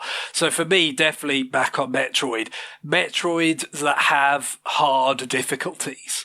Like any Metroid game that has an extra difficulty, having now done so on the Japanese version of Fusion, I talked about this a few weeks ago, I've basically, any Metroid that has a hard difficulty, I've beaten it now, like that. So It was because I'd done that with, the Prime games and with Zero Mission. So, like, when something like Dread comes out, it's like, or really Samus Returns, I guess, is the big one. It kind of gave me an extra incentive, like, no, because I said you could go back and forth on how good of a thing is it for a Metroid game to be harder. There's downsides as well as like some upsides to, like, maybe, because the problem is if you're like me and you're a Metroid veteran and anytime you play through the game, your Metroid brain is working, like that wall's suspicious. I bet you if I kind of don't take the most obvious path here, I might be able to get a few extra pickups. You tend to get overpowered. Even in the first playthrough, you're probably a bit more capable than the playtesting is kind of guiding the developers to think the average player would be on the default difficulty. So going to an extra difficulty kind of takes that away from you a little bit, but then also leverages, your ability to get ahead of that curve a little bit more. I mean, that is what I found playing Metroid Fusion on hard, is like there's pickups that they have in there where it's like, okay, if you kind of like have the space jump, there's an energy tank that is entirely trivial to get. You just keep jumping and you get it. But that same energy tank can be acquired much earlier with like using the speed boost in a quite complicated way. And so when you play it on hard, it gives you a reason to like do it the more difficult way to get, because you need that energy tank more, because your boss fights are a lot more kind of close. You don't have the same margin for error. So that's kind of the upside of it, as I've talked about. But really, I feel like at this point, it is just the fact that I have done it for all the other games that keeps me thinking like, oh, when Samus Returns comes along, I should do it. When Metroid Dread comes along, gotta do it. And then, with this, Japanese version of Fusion finally being available, so it's, I've got to do it. And it was similar for a series that sadly has not had, recent games in it, with F-Zero. Like, I think it really was that bloody stupid story mode in F-Zero GX. Oh. The fact that I went back and did all of it on Master, I was like, one day I will get that extra GBA game on the Japanese only one, and I will do it. I still haven't, because I guess I just never did get around to getting a cartridge. And at this point, you're kind of just thinking, well, it'll probably come out digitally, and I mean, we might. On NSO, I wouldn't take it entirely for granted, because they might just put, maximum velocity up and call it a day, because that's the one that people mostly played, because it was a launch day thing. But it's those kind of inertia, that kind of hysteresis stuff of just like, well, you've done it this many times. And I'm sure if Guillaume was here, he'd be talking about the sunk cost fallacy. Sure. You may as well do it again and push the boat out. And so, yeah, you could consider that a kind of macro goal of like, anytime something comes out to extend that, I've got to check that box because of its place in the bigger picture, not just, in that one game. Yeah, I mean, I just did that with Monster Hunter Rise, picking it up on PS5. I said, I have to do everything that I've done in the Switch version. Oh my god! And I've done that in probably about a quarter of the time. Wow! But, I've known. The thing is, the big thing there, and I'm actually, my plan now is to platinum that game. Yeah, which is something, of course, you get on Sony that you're not going to get on Switch, I guess. Yeah, exactly. So that's kind of my meta goal with that game, which, I've never done that. I've never gotten all the awards or achievements that you get for any monster title, but this one is doable. It's going to take a heck of a lot of grinding, though, because you have to get the largest and smallest versions of every single monster in the game, which just is pure RNG. There's nothing else. It's just, yep. There's nothing you can really do to influence it. It's just, you just have to keep fighting a monster until you get that version of it. So you basically have to exterminate them as a species until you find their children and kill them and their adults. Pretty much. Yeah, but there's also an achievement to kill 1,000 monsters, so it all dovetails. It counts towards that at least. At least it feels like you're working towards multiple achievement trophies, in this case, at once. Yeah, so it's an efficient way to just waste your time. I mean, that's the Monster Hunter ethos anyway, isn't it? It is. It is. I should really go back to Sunbreak. It's Xenoblade's fault. I was playing Sunbreak, and then Xenoblade 3 came out, and it knocked me off course. I wonder if Xenoblade is the one for me, with the exception of Xenoblade 1, where it was a lot more like collect shit and do stuff. I've done every quest, which in 2 is quite the task, because you have to get the blade and then make them like you by giving them lots of maracas. Yeah, that part bloody silly stuff, wasn't it? But again, if you've got that kind of itch because you played like Xenoblade, the original, and perhaps X as well, very thoroughly, like. Oh yeah, I mean, I played 1 really thoroughly, but so much of it was just like collect shit and give it that I didn't do it all. But in 2, I basically did it all, and then in 3, where the quests aren't numbered, so like it's hard to tell if you're missing some. I had to look up a list and see how many I should have, and saw the number and said, "Aha! I have done them all. Good." And then when I was missing one, I had to go find it from the list, and there's like 14 pages of quests in that game. So, like, good luck finding the one you're missing. Oh, it's crazy. I mean, I put loads of time. I must be near around about 100 hours in that game. I don't feel I'm anywhere close to seeing all the quests. So I may go back, when they do the really significant DLC chapter. Yeah, that was when I finished 2's quests, was when they dropped their big DLC. Yeah. But X has the auto-generated quests, but I've seen all the non-auto-generated quests, like the ones that have story beats to them, and I don't necessarily mean main plot story. But there are 3 tiers of quests. There's main story quests. There's quests that have like that they're crafted essentially, and then there's just the ones that are just like, go collect 50 of this thing. And there's nothing to them. It's just go collect 50 of this thing. I haven't done all of those, but like all the story ones, all the ones for the optional party members, which again requires you hang out with them for a while. when you can't give them maracas to make them like you more. You just have to hang out. I guess the other thing, I mean, thinking about Xenoblade, like, sometimes in the run up to 3, you know, kind of wondering, like, so I didn't play 2 as thoroughly as I played the original in some way, which is, you know, a little bit weird considering, you know, I had to play the original on TV as opposed to portably. But, you know, I kind of felt like, yeah, I don't know whether, you know, I do kind of feel like sometimes would I be spoiling it a little bit, like the feeling of like, oh, I'm back in Xenoblade if I pick 2 back up now. And so, like, that, I think that's what's been really nice about Wind Waker with the retroactive is it's like, it's Zelda, and it, like as we said, you know, there's overlap and there's connections and context you could kind of pick up with Breath of the Wild, but if it was playing Breath of the Wild before Tears of the Kingdom, I don't know. I don't know whether I feel like I was maybe like diminishing the impact that the Tears of the Kingdom could have.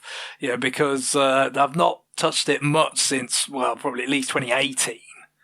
So I feel like, you know, at this point, I'd be better off just having that kind of higher impact of just like, oh, I'm back in this style of Zelda, which, you know, Wind Waker doesn't really spoil that. So like I said, it's a nice halfway house.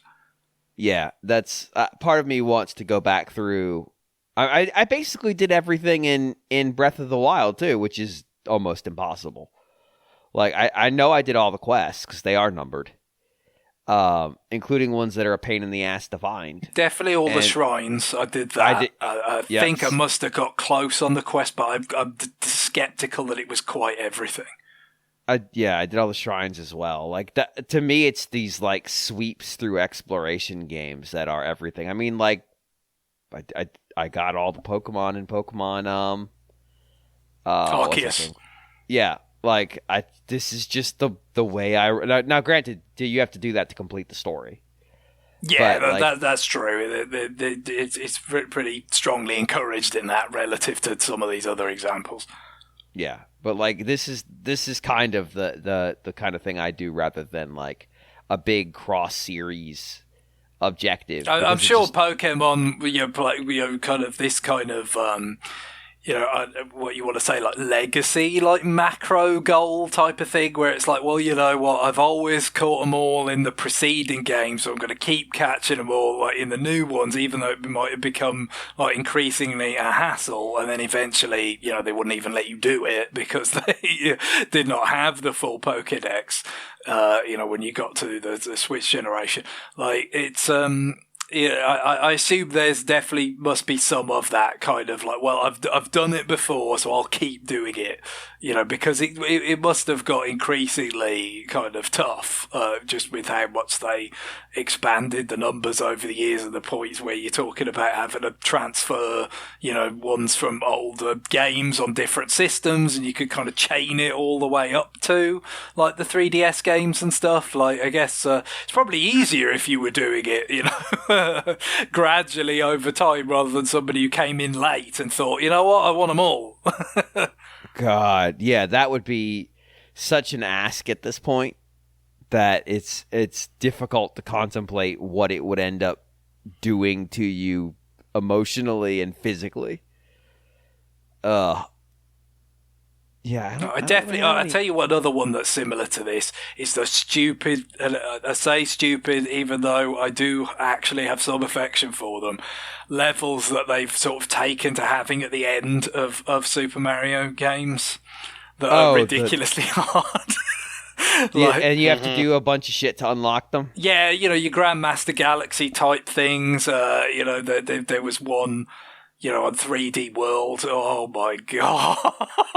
Yeah, it was very hard. Well, the hardest one was, you know, because when I replayed 3D World on Switch, I made it, you know, I was like, well, you know, I didn't really use Toad on Wii U. Oh. So I should use Toad this time. And like, the game's faster and he's the fastest character, so it was just going to be like the breeziest, swiftest way to experience it. But it's like that, the problem with that was then I felt obliged to like follow through and do the very last level with Toad, and yet like his not that great jump in that level is a liability, and it was really, really damn difficult when you were playing with Luigi or, whatever in the first place. So it was tough, but, kind of kept plugging away until I finally did it, because again, I've been there, doing stuff like I said, I think it's Grandmaster Galaxy might have been in Galaxy 2, I want to say. I believe and so, then, yeah. Yeah, then you had the one 3D Land was pretty tough, but 3D World was on a whole other. I felt like that was probably the most difficult of the bunch, but maybe I'm glossing over Galaxy 2 at this point because that was a long time ago.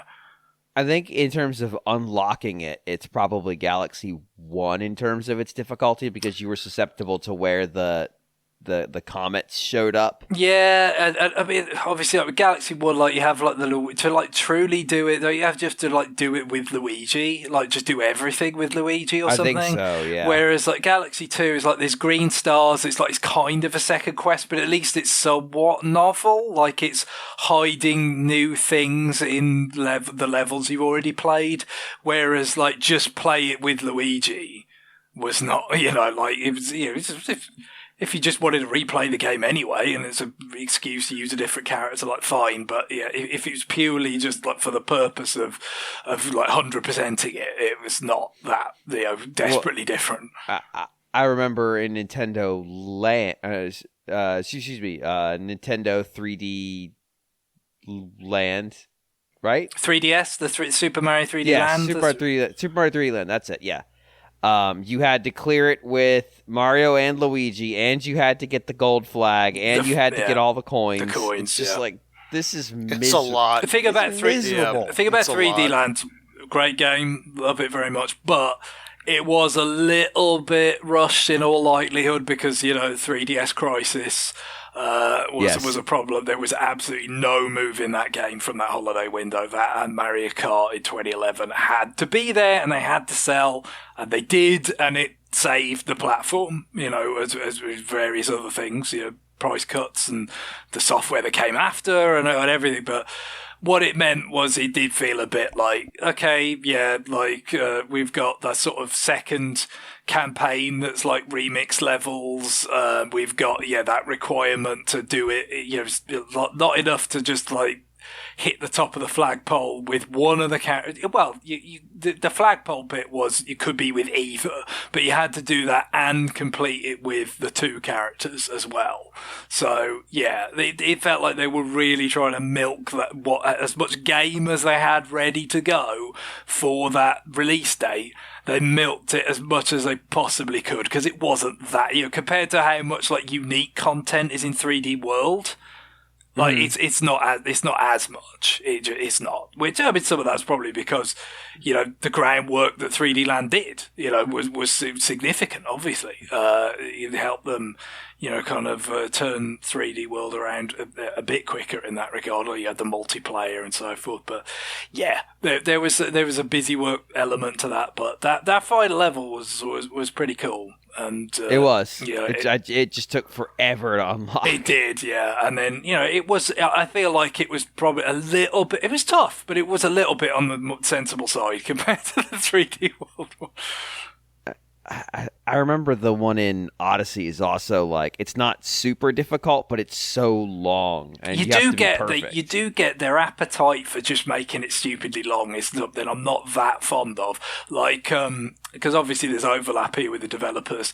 Splatoon, like there's a final challenge in the single player of Splatoon 3 where it is ridiculously long. Right, like it's not insanely hard, like each individual bit, but it just keeps going and going and going, and then you've done it for ages, and you have this it feels like you're getting towards the end, and I mean you are, but then it's basically like a death match bit, like sort of just kicks off. It's like, okay, well they're just going to survive a bunch of enemies spawning at you for ages that are like highly tuned kind of AI.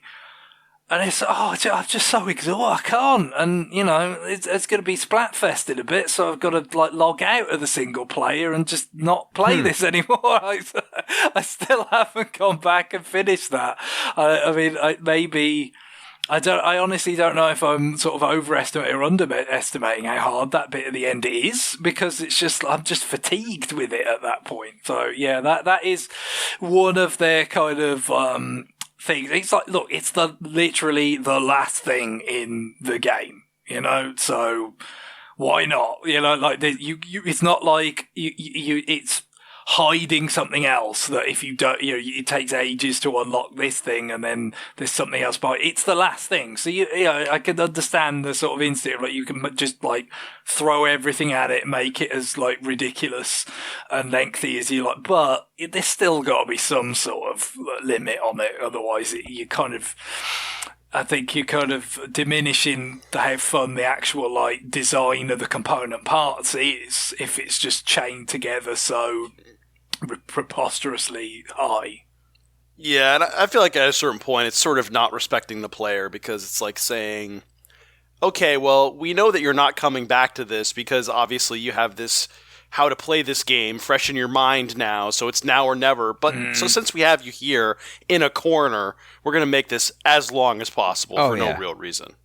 Yeah, well, it's a balancing act, isn't it? You know what I mean? You want that feeling of okay, this is really, you could tell they're just they totally kind of leaving everything on the field with this one type of thing, because it is the last thing. It gives that feeling of finality and some sort of sense of accomplishment if or when you do actually overcome it. But on the other hand, if you go too far with it, I think, even if there is a sense of sort of relief and accomplishment, there's also a sense of should I have really spent that much time trying to do? I don't know. And actually, instead of it becoming a thing, just to prove a point to yourself. Yeah, and then maybe instead of this kind of phenomenon that we've been talking about where it becomes something of I did that before and I kind of like having checked that box, so I want to keep doing it. It becomes I'm not doing that again. It's a balance, and it's going to be different for different people. People who are just naturally better at Splatoon than I am, I'm sure, are just whatever, dude. But it doesn't come. I can do this all day. It doesn't come to me that naturally.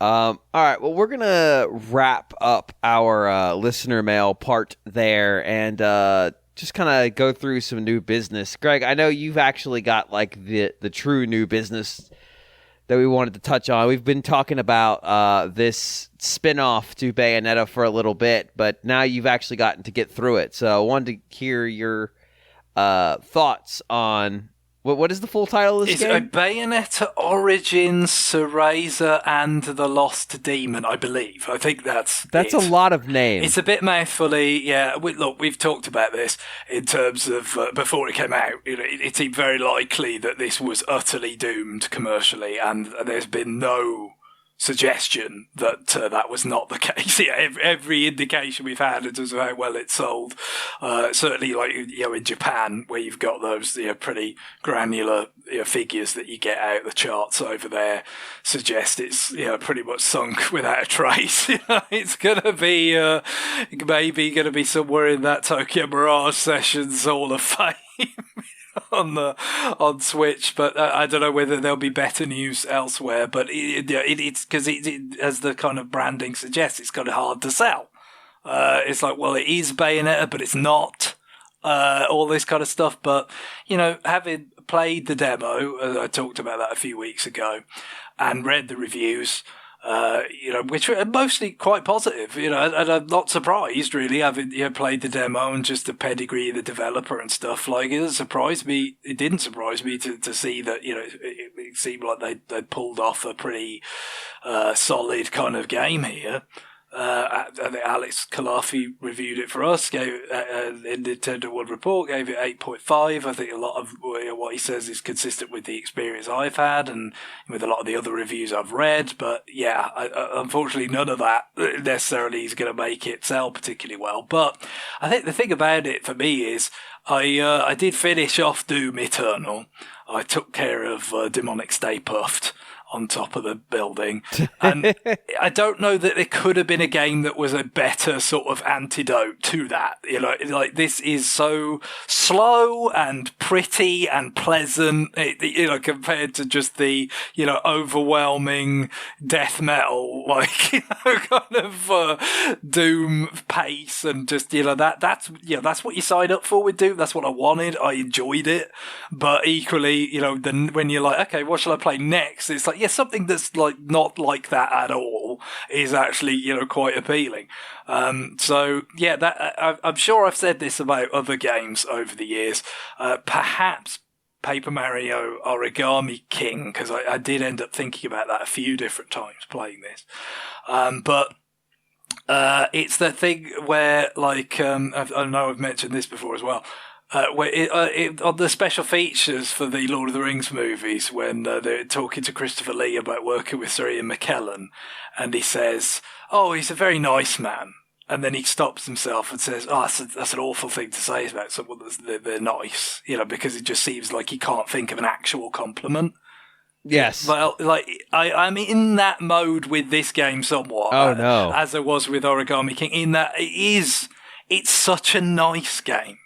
It really is. Like the music, the aesthetic, all that kind of stuff. It's just so thoroughly pleasant. Like that, but it sounds like a backhanded compliment, but I don't mean it like that, I guess is the point. It genuinely is just that nice, you know. And I guess the question you have to ask yourself, and, you know, play the demo, which is just the start of the game, and you can carry over your progress to the actual game if you so choose, is, you know, is that what you're looking for? Because, you know, because I think I said this when talking about Origami King, is that, you know, I can imagine earlier, you know, years earlier, I wouldn't have got as much out of it as I did in 2020.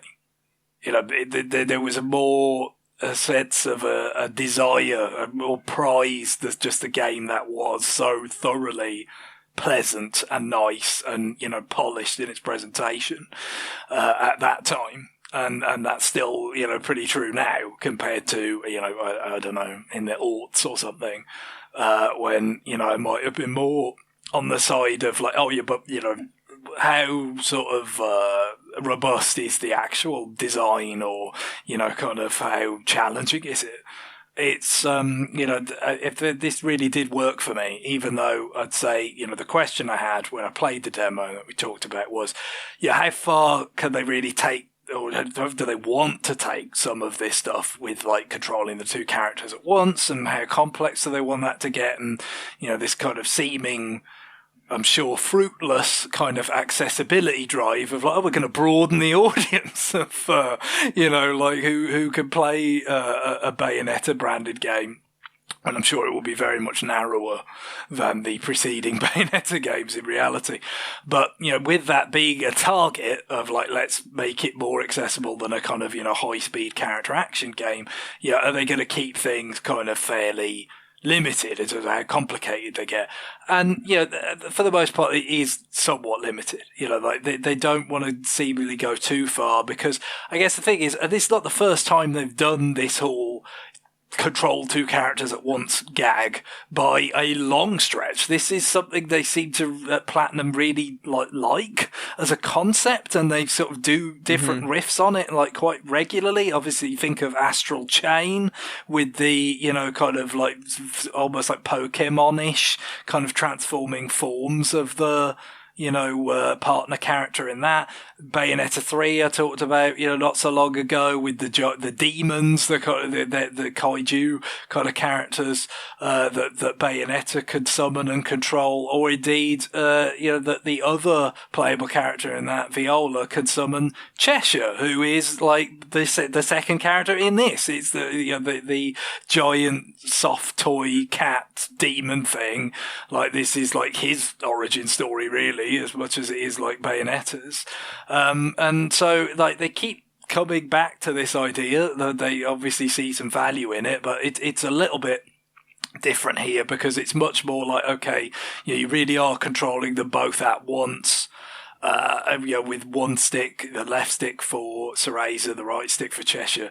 And, the inbuilt, has that kind of like rubbing your head and tapping your belly thing in it, and so therefore, I think they're probably a little bit kind of wary about like, okay, let's have some like really complicated combat, or let's have some really complicated platforming or puzzle solving around that. So I would say, some of the challenges that you get, to go some fairly interesting places, but not to the same extent, for instance, as maybe in something like Spirit Tracks, where you had, as I already mentioned, a bit ago, somewhat similar, analogous kind of puzzles involving Zelda possessing the like armor, and Link being Link. Yeah. Like that went to a somewhat higher order of like puzzle solving than this does.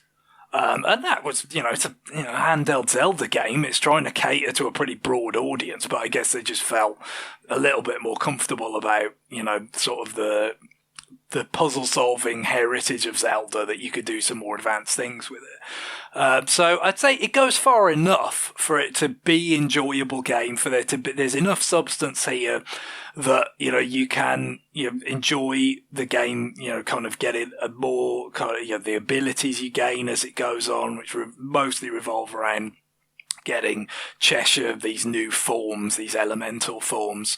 They're kind of the big milestone progression points in the game. But there's also a lot of the traditional Platinum kind of elements at play, skill trees, the currencies to buy new moves, which, because they never make the combat that demanding or, kind of really kind of put you to the test in it that much, it's not desperately essential that you actually acquire any of these, but it's another thing, for you to kind of look for, and you acquire them, and it does, kind of make it, even if you don't desperately need them, it's still kind of more fun to play around with when you have new abilities coming in like that.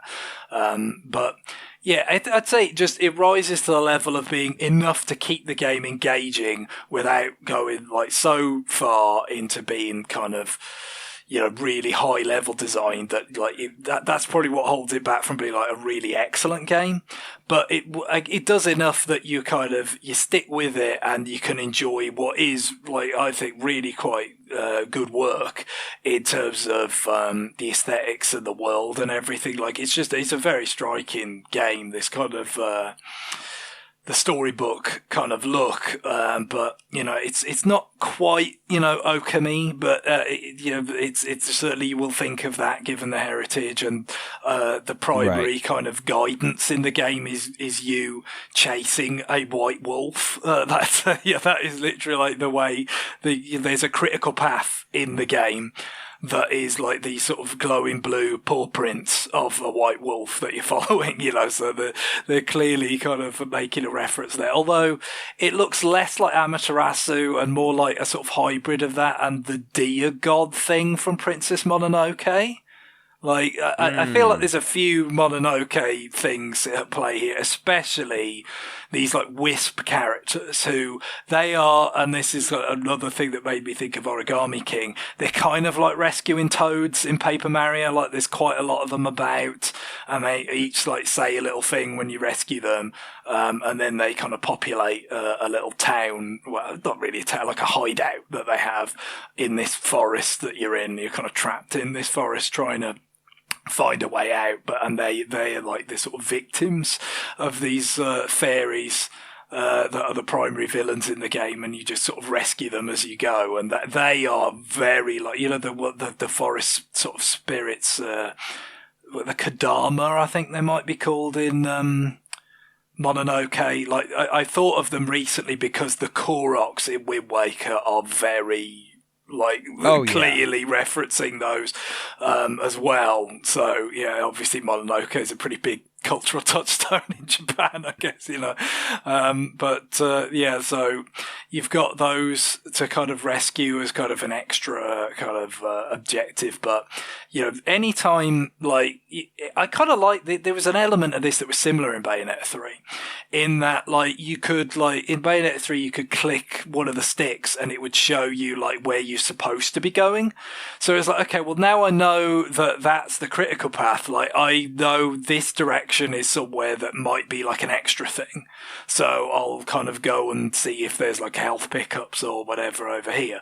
And it's similar with this in terms of you've always got those blue paw prints telling you where to go for the main story. So it's like, yeah, I'll try and poke around here and see if I can find some extra stuff. And I know I won't be getting genuinely lost because, you can always kind of, just hew back to the critical path very easily.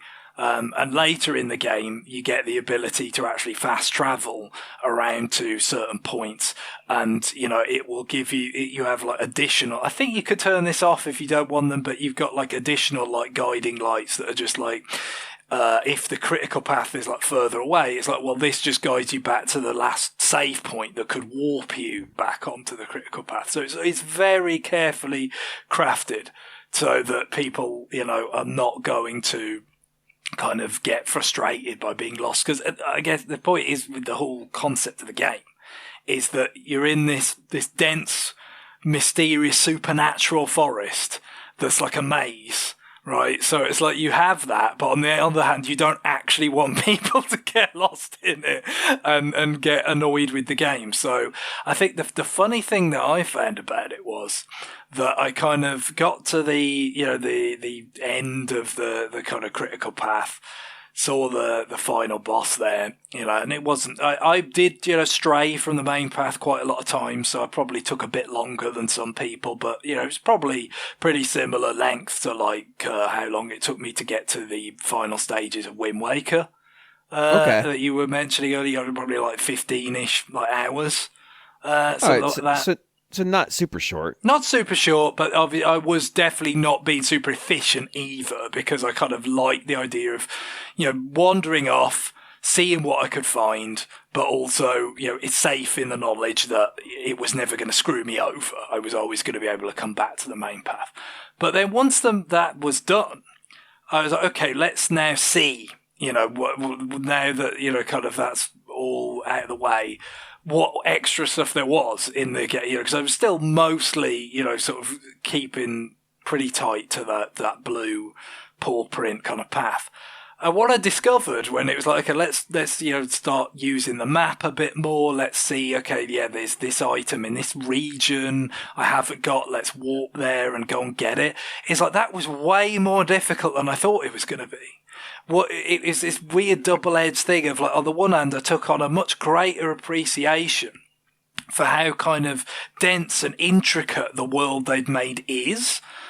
But on the other hand, it was like, oh yeah, like this is really damn easy to get lost in. If you don't have a blue paw print thing telling you what your objective is, like if your objective is something you're setting for yourself, it's just like, oh, well, there's like a ability points thing. You've got moon pearls for Cereza and like fruit for Cheshire that you have to like use as currency to fill out their skill tree. Like if you could see that on the map and say, all right, let's warp and go there, and you think, you can't, I'm already pretty close, can't be that hard. Wrong. It's really fucking hard because actually the map doesn't really kind of give you an idea of the fact that it's much less like just like a typical kind of open area where you just go to that point. What it really is just a bunch of crisscrossing paths that go from like one region to the other region, and they don't always interconnect the way you think and all this stuff. And it's like, on the one hand, part of it is the map is inadequate.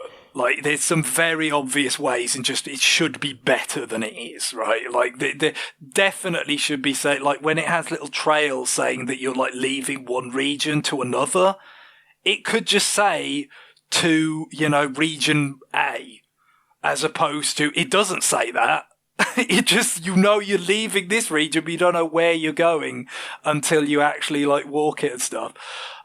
So it was a weird thing. It was kind of like, on the one hand, it's like, oh yeah, there's more to this than I really believed when I was just being led, sort of by the hand through it, including some entirely unique regions of the map that you just don't go to in the regular game, and some of these like challenges, like the kind of main challenges that you get, you kind of go into this alternate like stained glass fairy dimension and do a challenge that, quite a few of them are combat, which are, they're okay, but, utilizing the two characters at once, where most of the time Cereza is just holding down an enemy and then, you beat them up with Cheshire. And there's not that much enemy variety, but, there's enough to keep it going. But some of the more interesting ones are the ones that are not combat, where like you've got like minor puzzles, like this one where Cheshire essentially is in like a hamster wheel that powers a platform, and so he's having to kind of keep moving down below, and then Cereza's on top of the platform, and there's like lasers and stuff, so you've got to kind of do everything in time, and those are some of the more interesting ones, including one that's almost like Super Mario 64, the slide level. Like a take on that concept, like just out of nowhere, like completely different. Weird. And you don't have to see it. Like, it is totally off the main path. There's like these cool, like beautiful little bits of scenery that are just like, again, off the main path, like, only by choosing to just like go and try and find everything, or at least a certain amount of the things that you didn't get on the map. Would you even see this stuff? But it is quite difficult to do it, and I've quite, like I said, I'm really kind of ambivalent on that in a way, in the sense that like I kind of like the fact that it's like, no, like this was really quite complex. Like, it seemed simple because you were just following a blue light, but like this world is like crisscrossing, and like really it kind of reminds you more of, even though obviously it's a polygonal game, it's a three-dimensional, reminds you more of like an old school top-down Zelda, in the way that, those overworlds could be quite dense and like have a lot of places where it's like, well, yeah, it seems like this bit of the map is just over there, but you can't just go there.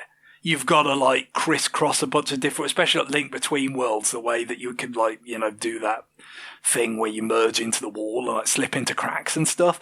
Like, it's that like, it's never as simple as it seems to get to a particular point of the map, because it's like really densely designed and stuff. So it's like, I kind of really took on a greater appreciation of what they'd done there, and enjoyed seeing these like really beautiful extra scenes and stuff. Like, it's just really gorgeous. And I feel like some of the tricks that they've had with their games, like I talked about, that kind of dithering transparency effect that they use a lot in Bayonetta, like it actually works in this game, because like the whole game is so much more artificial. The storybook look, the way that the details sort of, obviously it's like draw distance, that's what's actually happening, but the way they're able to disguise it as like, oh, it's almost like the storybook is being filled in as you progress, like it all these kinds of things, which in Bayonetta 3 are just like kind of ugly, and like, only highlighting the fact that the game is kind of struggling technically to kind of endure the strain they're putting on it. It all is like, beautifully worked into this sort of aesthetic, and is covered up in this. Like I said, even that dithery transparency effect, like they have these kinds of very pattern textures to everything, just as a kind of stylistic kind of flourish that it just fits in with, and it all kind of just feels, in its own weird way, kind of organic. So getting to see all these different bits and pieces just really kind of like, it felt worth it. But it was a pain in the arse, because especially that map. Like I said, I'm in some ways, I'm kind of happy for the map to not give everything away, for it not to be like super, especially for stuff that's not like the main path. This is stuff that obviously if you like the game, you've enjoyed it, and you just want to kind of get, the last sort of remaining bits out of it kind of thing. I don't mind being sort of, having it be a bit less kind of completely upfront, but there's some of these things just like, it's just the map's just not that good. They probably didn't feel the pressure to make it more kind of useful, because it doesn't need to be for people to just beat the last boss, because that is handled by the guidance sort of system. So I get why it is the way it is, but it's kind of a little bit of a shame, because I feel like fewer people will actually go to the effort of seeing everything that's in the world because of it, when in some ways I do feel like it is quite worth seeing. But then very few people are going to play this game in general, so perhaps just kind of be happy that I got to experience it and leave it at that. No, I mean, it sounds like what I was hoping this game would be, but I'm a full Bayonetta behind right now. So yeah, I mean, it's so different. I don't really think if you've never played a Bayonetta game before, I think you could enjoy this. I mean, I've played all of them, but I wouldn't say it particularly matters to me that it's just like, oh look, this is how she got confident. It's not that big a deal. The Bayonetta games can be fun. Like, I do enjoy their campy excesses. Like in Bayonetta 3, there's a part where one of your demon's kaiju forms is like an opera diva, and the hands that come out from hell to drag you back there when you die instead have glow sticks and are waving them along to the performance. Nice. Like, that's the kind of nonsense trash, frankly, that I enjoy about that's what I want. Yes. None of that particularly enriches, makes me think, oh yeah, I wonder what she was like as an adolescent, or so. You know what I mean? Like that part of it is not particularly consequential for me. I'm wondering about the lore or any of this stuff. It's just so even though I have played them all, I feel like I could say that if you hadn't, I think you could enjoy this game if you're just in the market for, as I said earlier, a just supremely pleasant game, and obviously it's one that has these particular kinds of sort of vibes, there's just because it's such a different kind of personality to the other games, it's a fairy tale kind of, the music, for instance, it's very much kind of, there's an element that you could be sort of familiar to fairy tale kind of media, like Danny Elfman type soundtracks, in Tim Burton films or something. Some of that, but there's also quite a strong Celtic flavour, because a lot of the kind of mythology that they focus on in this is, with the fairies and everything, is Celtic inspired. So, and even the animation kind of, I don't know if anyone's ever seen Song of the Sea. There was kind of Irish animated film from, I think, about 2015. The style is not an exact match, but I feel like there might have been it might just be because of the Celtic theme that's making me think of that, and there isn't anything more to it. It might be that facile, but I do feel it might be a little bit of inspiration with that, and it gets its way into the music. As anybody that listens to the podcast will know, I'm very susceptible to the Celtic influences in music. Obviously, being such a big fan of Mitsuda, you pretty much have to be. And like Wind Waker, when that brought that influence into Zelda, the soundtrack was wonderful, and so you've got that going on pretty strongly, and it's really, really effective. I think it's just a very rich, very lush soundtrack, and so kind of, for the most part, really relaxing.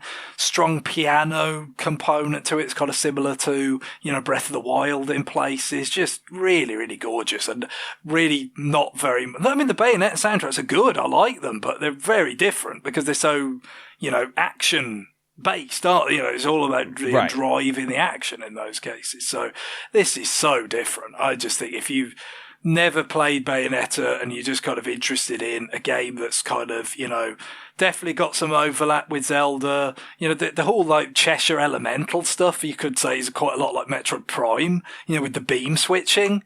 It's like a little bit fiddly, and that's kind of the point, is to be fiddly, in a way, but, I still feel like it provides enough substance to, keep the game somewhat interesting as it progresses again.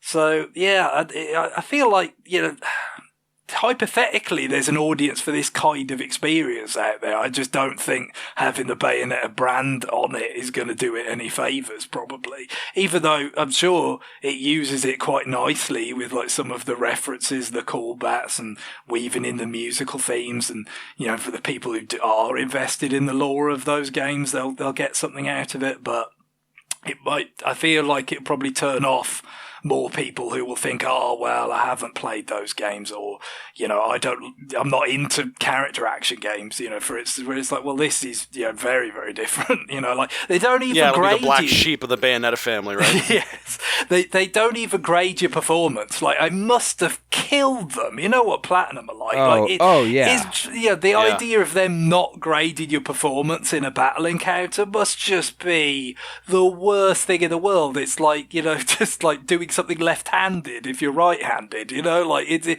really must have hurt them a great deal, but they don't, you know, because it's a slightly different kind of, I mean, they could, because, you know, a lot of it is like, you know, you can just blunder your way through these encounters a lot of the time, but then, you know, there's enough nuance in there that, like, if you're doing it properly, you could do it way faster and not take any damage. Like, all the ingredients are there, even if it is less like technical and less fast paced than one of their ordinary character action games.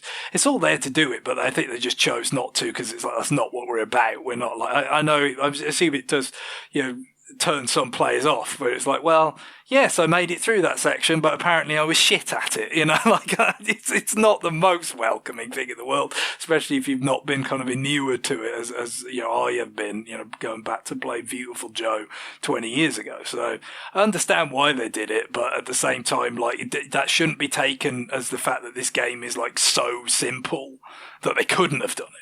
Because it actually does have enough nuance and enough technical aspects to it that it would have been viable. And they do have some time trials in there that, you know, that slightly serves that function, in that if you can replay certain challenges, and there are, like, essentially kind of your gold medal times to shoot for, which, you know, is going to require you playing efficiently. So there's a little bit of that left in there, but it's much more to the side, and, you know, than it is being super upfront normally in Platinum's work. So, you know, it's, although there's a lot of talk about the price and all that kind of stuff. So, you know, and, you know, chances are it'll probably sink like a stone because it's probably not going to sell that well. So you will be able to get deals on it. So maybe, yeah, some people. It could also be your voucher game to go with Tears of the Kingdom. Yeah. There's that option available to it as well. But you know, I do feel like it's worth giving a chance if you really kind of looking for something that's got this kind of really. The other thing I should say as well is, be it a storybook thing, and we mentioned this even during the demo. The storytelling is very slow, it's deliberate. I've heard the names Cheshire and Cereza enough for multiple lifetimes, so, you know, you do have to be willing to, like, be patient with that. You know, if you're an older person, that this kind of storytelling is not exactly, you know, directly targeted at you, then, you know, you have to be patient with it, but and be willing to kind of go to have certain points, you know, kind of be made multiple times and all that. But yeah, they do it skillfully enough with the narrator does a good job with the voice acting, and essentially speaks for the demon character. Like, the demon has lines, but rather than have a separate actor do it, like the narrator does this kind of cute gruff voice for it.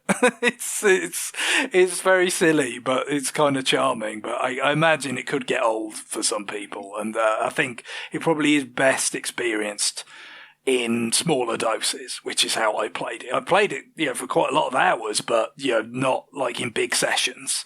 And that kind of limits, you know, any of the repetitiveness in the narrative, or, you know, even in certain aspects like the combat as well. If you kind of break it up that way, I think it goes down a little bit better. But I think there's plenty of merit in this game, and it's really, really pretty. Such a showcase for the OLED.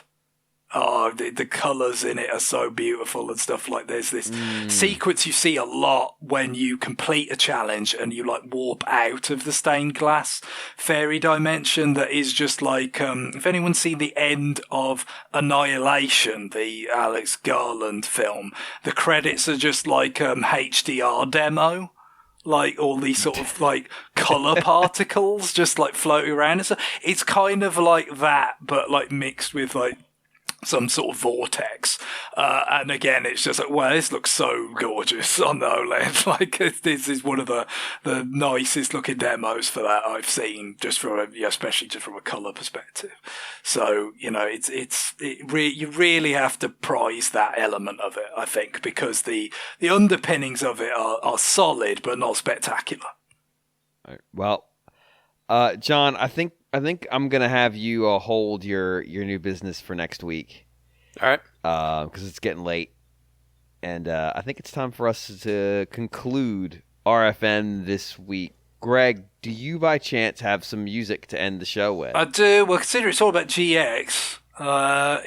This week we've got a request in from GX from a few weeks ago that I think ties into the launch of the Super Mario Brothers movie. This week, the big event that we haven't mentioned. None of us have seen. No, I have not seen it. I don't imagine I will see it for quite a while, to be honest. But the request in question from GX was saying, and this kind of fits in with the macro goals topic as well.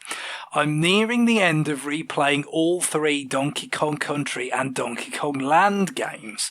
And whilst it's one of my favourite SNES soundtracks, there's one noteworthy piece that continues to strike me. The track is Wrinkly 64, a remix from Mario 64, where Wrinkly Kong herself is playing in the save caves of DKC3. DKC3 was released after the N64 in both the US and Japan, but before it was released in Europe. Sadly, Wrinkly herself did not survive the transition to new hardware, quite literally. She's a ghost in DK64, yes. She is. Yeah. Well, that's a reference to. So yeah, it just as GX says, that was a little thing they had in there, that to kind of reference the fact that everyone was probably a lot more hyped up for Mario 64 than they were for DKC3, but they were still kind of working on that. And you just kind of take on the Super Mario 64 Peach's Castle theme that, of course, has been reprised many, many times. But I thought of this specifically in the context of the Super Mario movie because the most interesting bit of response that I've seen to it was someone saying that they had words to the effect of, I don't think I was adequately prepared for how much screen time Cranky Kong gets. Oh my god! This is like, oh my, exactly. That was. Why? I was, if you dial this all the way back to, whatever it was, 5 years ago when they started this whole thing. I would not have been betting this. He's going to get a lot of screen time, Cranky Kong, and the bloody poster or promotional image with the many, many Kongs driving around on Rainbow Road. That is probably not what I was picturing. 2018. No. But it did make me think that this would be an apt time for the intersection of Mario and Donkey Kong to use this request. Awesome. All right. Well, on that, it is time for us to go. Bye, everybody. Later. Bye-bye.